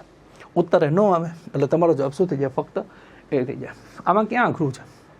ગુજરાતી ભૂગોળનો સહેલો પ્રશ્ન છે. બરાબર. જેને પેપર મોકલું ને એમાં એક પણ નહીં, એને બધું ખોટું જ લાગ્યું. જેને આ પેપર મોકલું છે ને જીવનમાં એને બધું ખોટું જ લાગ્યું. બરાબર, માર્ક એનો ખોટો આવવાનો. બરાબર, ધ્યાન રાખજો. તો શું છે 42. 43 નીચેનામાંથી વિધાનો ધ્યાનમાં લ્યો, લઈ નાખીએ ધ્યાનમાં. ઓકે, શું ગોતવાનું છે એની ઉપર નજર જોવી જોઈએ, સાચા ગોતવાના છે. બરાબર, હિમાલય પર્વતમાળા. હિમાલય પર્વતમાળાનો વિસ્તાર પશ્ચિમથી પૂર્વ તરફ જતા સતલુજથી લઈને બ્રહ્મપુત્ર નદી સુધી છે. આ વસ્તુ ખોટી. સતલુજ ના આવે, સિંધુથી આવે. ક્યાંથી આવશે? સિંધુથી. એટલે પહેલું ખોટું પડી જશે. ઓકે, હિમાલય પર્વતમાળાની પહોળાઈ પશ્ચિમ તરફ જતા ઘટતી જાય છે. પશ્ચિમથી પૂર્વ તરફ જતા ઘટતી જાય છે. સ્ટેટમેન્ટ સાચું. હિમાલય પર્વતમાળાનો પશ્ચિમની ઊંચાઈમાં પૂર્વની ભાગની સરખામણી વધુ વિવિધતા જોવા મળે. આ સ્ટેટમેન્ટ પણ સાચું. ચાલે બીજું ત્રીજું સાચું ગોતવાનું થાય. બીજું ત્રીજું સાચું ગોતો એટલે બરાબર. રાઈટ આન્સર ઇઝ ધ બરાબર. આને 1 2 3 કર્યું છે અને જીવનમાં બધું સાચું જ લાગે. બરાબર, એને જીવનમાં શું લાગે? બધું સાચું જ લાગે. એટલે અહીંયા એનો માર્ક ખોટો પડવાનો. બરાબર છે. આ વસ્તુ જોવો ધ્યાન. આ વસ્તુની અંદર ખાલી એટલી ખબર હોય ને કે હિમાલયનું નદીઓના આધારે વર્ગીકરણ, નદીઓના આધારે વર્ગીકરણ. બરાબર, ક્લાસમાં આની ચર્ચા કરી હતી. સિંધુ નદી, એનાથી સતલુજ, સતલુજથી કાલી, કાલીથી તીસ્તા, તીસ્તાથી બ્રહ્મપુત્ર. અને આ રીતના જે છે આપણે નદીઓનું વર્ગીકરણ કરીએ છીએ. તો નદીઓનું વર્ગીકરણ કરો ને હિમાલયનું. બરાબર, નદીઓના આધારે વર્ગીકરણ. પણ કોનું? તમારું, મારું? ના, હિમાલયનું. કોનું? તો કે હિમાલયનું. હિમાલયનું વર્ગીકરણ કોના આધારે? નદીઓના આધારે. તો આ 5 નદી દૂર નહીં કે નદીઓના આધારે વર્ગીકરણ કરી નાખો. ચલો, પહેલો સતલુજથી લઈને સિંધુથી સતલુજ સુધી આ વિસ્તાર જે છે એને કાશ્મીર હિમાલય અથવા તો પંજાબ હિમાલય કહેવાય. પંજાબ કહેવાય. સતલુજથી કાલી વચ્ચેનો આને કહેવાય કુમાઉ કહેવાય. આને શું કહેવાય? કુમાઉ. કાલીથી તીસ્તા વચ્ચે આને નેપાળ કહેવાય. અને તીસ્તાથી બ્રહ્મપુત્ર વચ્ચે આને અસમ હિમાલય કહેવાય. ચાલો, તો હવે અહીંયા તમને એટલી ખબર પડી કે આનું વર્ગીકરણ કર્યું. તમે સતલુજથી કર્યું, સિંધુથી કર્યું. તો સિંધુથી કર્યું, સિંધુથી કર્યું તો અહીંયા સતલુજ આપ્યું. જવાબ આવી જાય ખોટો. એટલે પહેલું ખોટું પડી ગયું. બરાબર. પૂર્વથી પહોળાઈ પશ્ચિમથી પૂર્વ તરફ જે ઘટતી જાય 100% સાચું. હિમાલય પશ્ચિમમાં 400 કિલોમીટર જેટલો પહોળો પશ્ચિમમાં, પશ્ચિમમાં અને પૂર્વમાં 160 કિલોમીટર પૂર્વમાં પહોળો. એટલે પૂર્વ પશ્ચિમમાં પહોળાઈ વધારે, પૂર્વમાં ઓછી. તો પશ્ચિમથી પૂર્વ તરફ ઘટતી જાય, ઘટી ગઈ 400માંથી 160 થઈ ગઈ. સ્ટેટમેન્ટ સાચું. અને હાઇટમાં પણ જે છે પશ્ચિમમાં હાઇટ વધારે છે. તમારે જે છે એ કારાકોરમની અંદર જે છે તમે જુઓ કેટુ ગોડવિન ઓસ્ટિન છે, નંદાદેવી છે, કામેજ છે, માઉન્ટ એવરેસ્ટ છે. આ બધા પર્વત જે છે એ પશ્ચિમમાં આવશે અને પૂર્વ તરફ જાઓ તો એની હાઇટ જે છે એ ઘટતી જાય છે. તો સ્ટેટમેન્ટ કેવું છે? સાચું છે. એટલે બીજું ત્રીજું સાચું આવશે. એટલે રાઈટ આન્સર આવશે બી. ચલો, રેડી છે? આ રીતના હિમાલયનો પ્રશ્ન પૂછાણો હતો. એક પ્રશ્ન હિમાલય આપ્યો. ગંગા નદી વિશે વિધાનોને ધ્યાનમાં લ્યો. ચલો, તો ગંગા નદી જે છે, ગંગા નદીનો જે પ્રશ્ન છે એ પ્રશ્નમાં તમે ધ્યાનમાં લઈ લેજો. કેવા ગોતવાના છે? ગંગા નદી બાબતે સાચા વિધાનો. હાલો જોઈ નાખીએ. ચલો, ગંગા નદી હરિદ્વાર પાસેથી પર્વતીય ભાગ છોડી મેદાનમાં પ્રવેશ કરે છે. સાહેબ, ગંગા નદી હરિદ્વારનો જ્યારે હું લેક્ચર લઉં ને, હરિદ્વાર પહોંચું ને એટલે પહેલો સ્ટેટમેન્ટ મારું આ હોય કે ગંગા નદી પર્વતીય ક્ષેત્રમાંથી ક્યાં હોય છે? મેદાનમાં. તો ગંગા નદી મેદાનમાં પ્રવેશ કરે છે ક્યાંથી? હરિદ્વાર ખાતેથી. સ્ટેટમેન્ટ બિલકુલ રાઈટ છે. 100% સાચું હોય. યમુના નદી યમુનોત્રી હિમનદીમાંથી નીકળી અને ગંગાના જમણી બાજુ વહે છે. 100% યમુના ગંગાની જમણી બાજુની સહાયક છે. જમણી બાજુની સહાયક છે. સહાયક, જમણી બાજુની સહાયક છે. બરાબર. જમણી બાજુની સહાયક જમણી બાજુની સહાયક યાદ રાખવાનું સૂત્ર છે. જમણી બાજુની સહાયક યાદ રાખો જશોદા અથવા યશોદા. યશોદા. ય એટલે યમુના. ય એટલે શું થશે? યમુના. સો એટલે સોણ, દા એટલે દામોદર. તો જમણી બાજુની નદીઓ ગંગાની યાદ રાખવાનું, જમણા કાંઠાની નદીઓ યાદ રાખવાનું સૂત્ર યશોદા. ય એટલે યમુના, સો એટલે સોણ, દા એટલે દામોદર. યમુના જમણી બાજુ હે તો કે યસ, જમુના ગંગાથી નીકળી જમણા કિનારા સમાંતર વહે છે. 100% જમણી બાજુ. સ્ટેટમેન્ટ સાચું છે. બે સાચા છે તો બંને સાચા વાળો જવાબ ગોતી લ્યો. સી તમારો આન્સર છે. આમાં કાંઈ અઘરું નથી. સી તમારો શું છે? તો કે આન્સર છે. ચલો, રેડી છે? તો હરિદ્વાર બહુ સરસ જગ્યા છે. ગંગા નદીની આરતી ઉતારવામાં આવે છે. બરાબર. હરકી પૌડી નામનું મંદિર છે. બહુ સરસ જે છે નદી, એકદમ ખડખડ અને તોફાની અવસ્થામાં વહેતી નદી જે છે, નદી તમને જોવા મળશે. કઈ જગ્યાએ? હરિદ્વાર ખાતે. બહુ સરસ જગ્યા છે. બરાબર. ચાલો, તો હરિદ્વારનો પ્રશ્ન તમને અહીંથી પૂછાણો હતો. 45. પશ્ચિમી વિક્ષોભ જુઓ તો. પશ્ચિમી વિક્ષોભ એને કહેવાય વેસ્ટર્ન ડિસ્ટર્બન્સ. વેસ્ટર્ન ડિસ્ટર્બન્સ તો વેસ્ટર્ન ડિસ્ટર્બન્સ તમને પૂછ્યું છે. ચલો, પશ્ચિમી વિક્ષોભ કાસ્પિયન મહાસાગરમાં ઉત્પન્ન થાય છે. આ હળ આગળ ખોટું છે. કાસ્પિયન સમુદ્ર ના આવે, ભૂમધ્ય સાગર આવશે. ભૂમધ્ય સાગરમાં ઉદ્ભવે. કઈ જગ્યાએ? ભૂમધ્ય સાગરમાં ઉદ્ભવ થાય. એટલે પહેલું ખોટું પડશે. પહેલું ખોટું એટલે આ નો આવે, આ નો આવે. બરાબર. ચલો, બીજું આ બેમાંથી આવીએ કે કારણ કે બીજું જોવું પડે. ભારતમાં તેનો પ્રવેશ પશ્ચિમી જેટ પ્રવાહથી થાય છે. તો સ્ટેટમેન્ટ સાચું છે. એનો ભારતમાં પ્રવેશ પશ્ચિમી જેટ પ્રવાહથી થાય અને પશ્ચિમીય પવનોથી પણ થાય. પશ્ચિમીય પવનોથી પણ થાય. આ બંને વસ્તુ આવી શકે. તો પશ્ચિમીય પવનો લખે તોય જવાબ સાચો હોય. પશ્ચિમી જેટ પર, કારણ કે બંનેથી થાય છે. એટલે જેટ પ્રવાહ લખ્યો છે તો પણ જવાબ સાચો આવશે. એટલે આન્સર બી, એટલે ફક્ત બી આવી શકે. આન્સર શું આવશે? ફક્ત બી. તો 45માં પ્રશ્નની અંદર આન્સર તમને જોવા મળશે. ફક્ત બી તમને જોવા મળશે 45માં. જો શું છે? ફક્ત બી. ચલો, રેડી છે. તો 45માં કેસ્પિયનની જગ્યાએ ખાલી એટલું કરવાનું હતું કે હા ભૂમધ્ય સાગર આપ્યું, તો પછી આપણે 2 કરત, પણ અહીંયા કેસ્પિયન આપ્યું છે એટલે આપણે શું કરવાનું થશે? 1. પહેલું ખોટું છે, બીજું સાચું. ઓકે. 46 જો ઉષ્ણકટિબંધીય સતત લીલા જંગલો. હવે સતત લીલા જંગલોને આપણે નિત્ય લીલા જંગલો કહીએ છીએ. નિત્ય લીલા શબ્દ ફેરવો છે. નિત્ય લીલા જંગલો અથવા આનું બીજું નામ છે સદાબહાર જંગલો. સદાબહાર જંગલો. શું છે? સદાબહાર જંગલો. ચાલો, શું છે? તો કે પશ્ચિમ ઘાટના પૂર્વ ઢોળા ઉપર. ખોટી વસ્તુ. પશ્ચિમ ઘાટના પશ્ચિમ ઢોળા ઉપર આવવું જોઈએ. આવું આપ્યું તો સાચું આવે. પશ્ચિમ ઢોળા. બરાબર. કારણ કે દરિયા બાજુથી આવતા જ્યાં પવન છે, પવન આ પશ્ચિમ ઘાટ છે. પશ્ચિમ ઘાટનો આ ઢોળાવ જે છે ને એ પશ્ચિમ છે અને આ ઢોળાવ જે છે એ પૂર્વ છે. તો પવન જે છે આ દિશા તરફથી આવે છે. પવન આ દિશા તરફથી આ બાજુ આવે છે એટલે પશ્ચિમ બાજુ જે છે એ ભેજવાળું, ભેજ વધારે હોય. પશ્ચિમ બાજુ ભેજ કેવો હોય? વધારે. અને ભેજ વધારે હોય તો વરસાદ કેવો પડે? વરસાદ વધારે પડે. આ બાજુ વરસાદ વધારે પડતો હોય તો આ ભાગ ઉપર વરસાદ ઓછો પડતો હોય. કેવો પડતો હોય? ઓછો. કારણ કે આ જે ભાગ જે છે ને વરસાદ છાયાનો પ્રદેશ હોય. વરસાદ છાયાનો પ્રદેશ કહેવાય. શું છે? વરસાદ છાયા. બરાબર. વરસાદ છાયાનો પ્રદેશ કહેવાય. મતલબ વરસાદ છાયાનો પ્રદેશ કે ખાલી છાયો આવે, વરસાદ ન આવે. વરસાદ છાયાના પ્રદેશમાં શું થાય કે વરસાદ તો વધારે ન આવે, વધારે નહીં આવે. શું કામ? પશ્ચિમ બાજુ વરસી ગયું એટલા માટે. આ બાજુ પૂર્વમાં ઓછો પડશે કારણ કે વરસાદ છાયાનો પ્રદેશ છે અને વરસાદ છાયાનો પ્રદેશ પૂર્વમાં હોય તો અહીંયા સતત લીલા જંગલો થાય નહીં. સતત લીલા જંગલો ક્યાં થાય? તો કે જ્યાં વરસાદ વધારે પડતો હોય, 200 સેન્ટીમીટરથી વધુ વરસાદ પડતો હોય ત્યાં તમને નિત્ય લીલા જંગલો જોવા મળે. તો અહીંયા પૂર્વની જગ્યાએ જો પશ્ચિમ આપ્યો તો સાચું, પણ પશ્ચિમ ઘાટ ખોટું છે. અંદમાન નિકોબાર 100% પુષ્કળ જે છે એ નિત્ય લીલા જંગલો ત્યાં છે. અરવલ્લી હુકો વિસ્તાર આવે, હા હુકો વિસ્તાર. બસ કાંટાળા જાડી ઝાખરાવાળા જંગલો આવે. શું આવે? કાંટાળા જાડી ઝાખરાવાળા જંગલો. કારણ કે ઉત્તર ગુજરાત, રાજસ્થાન, હરિયાણા, પંજાબ, દિલ્હી આ બધા વિસ્તારની અંદર તમે જુઓ તો કાંટાળા જાડી ઝાખરાવાળા જંગલો. અને નિત્ય લીલા ન હોય, સૌથી ઓછા વરસાદવાળા હોય એટલે આ ખોટું પડે. ઉત્તર પૂર્વના રાજ્યની પહાડી પર સાચું છે. નોર્થ ઇસ્ટ, મેઘાલય જેવા રાજ્યોમાં સૌથી વધુ વરસાદ પડે. એટલે 2 અને 4 ગોતો છો. 2 અને 4 તો 2 અને 4 વાળું તમારું સીની અંદર જવાબ છે. જવાબ તમારો આ છે. રાઈટ. ચાલો, ક્લિયર છે. આના માટે જંગલનો ટોપિક આખો સમજવો પડે. વરસાદ આધારિત જંગલો, નિત્ય લીલા જંગલો, પાનખર જંગલો, કાંટાળા જંગલો, બરાબર, એ વરસાદ આધારિત છે. બરાબર. તો એના માટે તમારે વરસાદ ધ્યાન રાખવો પડે. 200 સેન્ટીમીટરથી વધારે હોય તો નિત્ય લીલામાં આવશે. બરાબર. તો અહીંયા પૂર્વમાં ના આવે, પશ્ચિમમાં આવે. બરાબર. ચાલો, જવાબ આવશે 2 અને 4. 46. ઓકે. 47 શું કહેવા માંગે છે? જો લાલ જમીન વિશે નીચેના વિધાનો તપાસો. ઓકે. લાલ જમીન જોવા મળશે.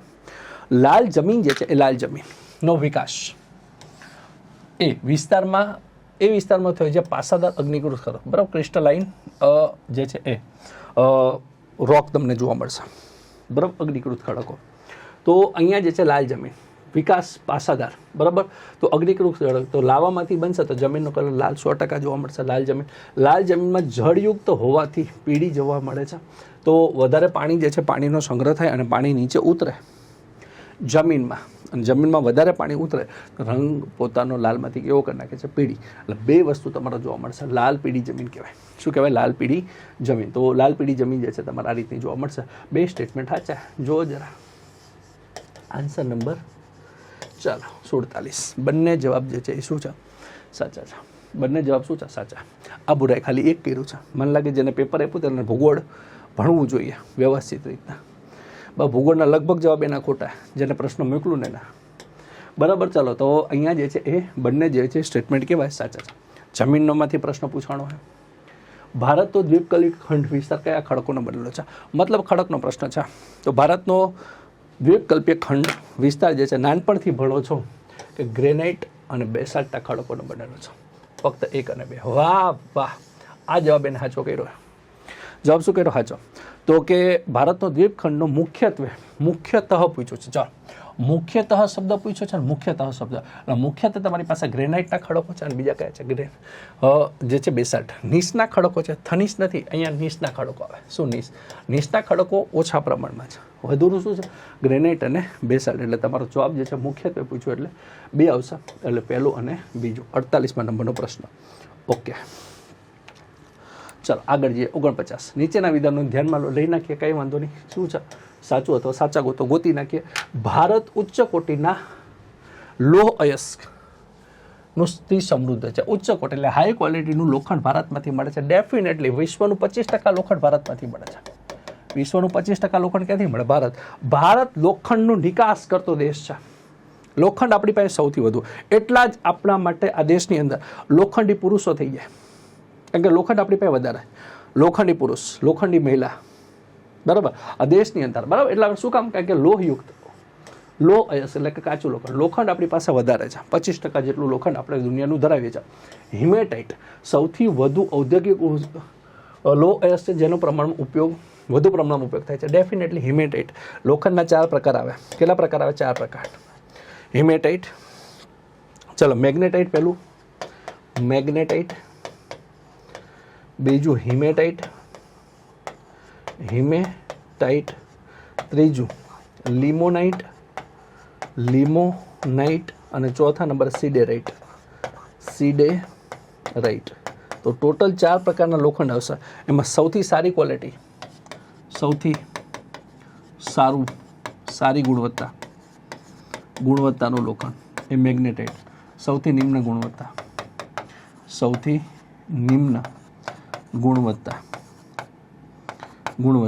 ગુણવત્તાને આધારે ઉતરતા ક્રમમાં. તો ઉતરતા ક્રમમાં જ લખ્યું છે મેગ્નેટાઇટ, હિમેટાઇટ, લિમોનાઇટ, સીડોરાઇટ. ઉતરતા ક્રમમાં પૂછે તો આ રીતના લખવા થાય. ભારતમાંથી સૌથી વધુ કયું મળે છે? તો હિમેટાઇટ સૌથી વધુ ઔદ્યોગિક લોહ અયસ્ક છે. બરાબર, તો એટલા માટે જે છે તમારા બંને જવાબ સાચા આવશે. 2 જવાબ સાચા એટલે જવાબ તમારો સી આવે. Answer right. આન્સર કયો આવશે? રાઈટ. તો રાઈટ આન્સર તમને જોવા મળશે સી. કયો જોવા મળશે? સી. તો રાઈટ આન્સર તમને જોવા મળશે સી. ચલો ડન છે. 50મા નંબરનો ક્વેશ્ચન તમે જો. બરાબર, આ 50મા નંબરનો ક્વેશ્ચન છે, પણ ભારતમાં જિયોગ્રાફી બાબતે નથી, પણ છતાંય જોઈ નાખીએ. ચલો, શું કહેવા માંગે છે? ભારતમાં સૌથી જૂનું ભાષાકુળ કયું છે? તો સૌથી જૂનું ભાષાકુળ તમને જોવા મળશે દ્રવિડિયન. કયું જોવા મળશે? દ્રવિડિયન કુળ. તો દ્રવિડિયન કુળ સૌથી જૂનું ભાષાકુળ છે. બરાબર છે. 25 પ્રશ્નો ઓલરેડી થઈ ગયા છે. એ સિવાય બાકીના 3-4 ક્વેશ્ચન હજી પૂછાણા હતા. જો 71મા નંબરથી પાછા ભૂગોળના 4-5 પ્રશ્નો, કારણ કે પેપર સેટરનું રહી ગયું, થોડુંક બાકી રહી ગયું. ભૂગોળ પૂછી લ્યો, અમને આવડે જ છે. 50 પ્રશ્નો પૂછો, અમને વધારે મજા આવશે. બરાબર છે. ચાલો નીચેના વિધાનને ધ્યાનમાં લઈ નાખીએ. શું કહેવાનું છે? સાચું છે. ઓકે, પૃથ્વી એક ગ્રહ છે. વેરી ગુડ, વાહ.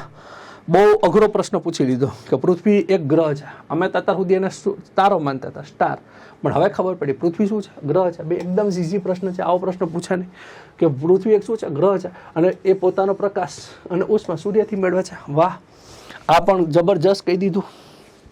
બરાબર, ક્યાંથી મેળવે છે? તો કે પ્રકાશ અને ઉષ્મા આપણે ક્યાંથી મેળવે? સૂર્યથી મેળવે છે. સિમ્પલ વસ્તુ છે. આ તો આવડે, નાના છોકરાને આવડે. બરાબર છે. સ્ટેટમેન્ટ કેવું છે? સાચું છે. પૃથ્વી સૂર્યથી ચોથો નહીં, ત્રીજો આવે. શું આવે? ત્રીજો. અહીંયા ભૂલ કરી નાખી સાહેબે.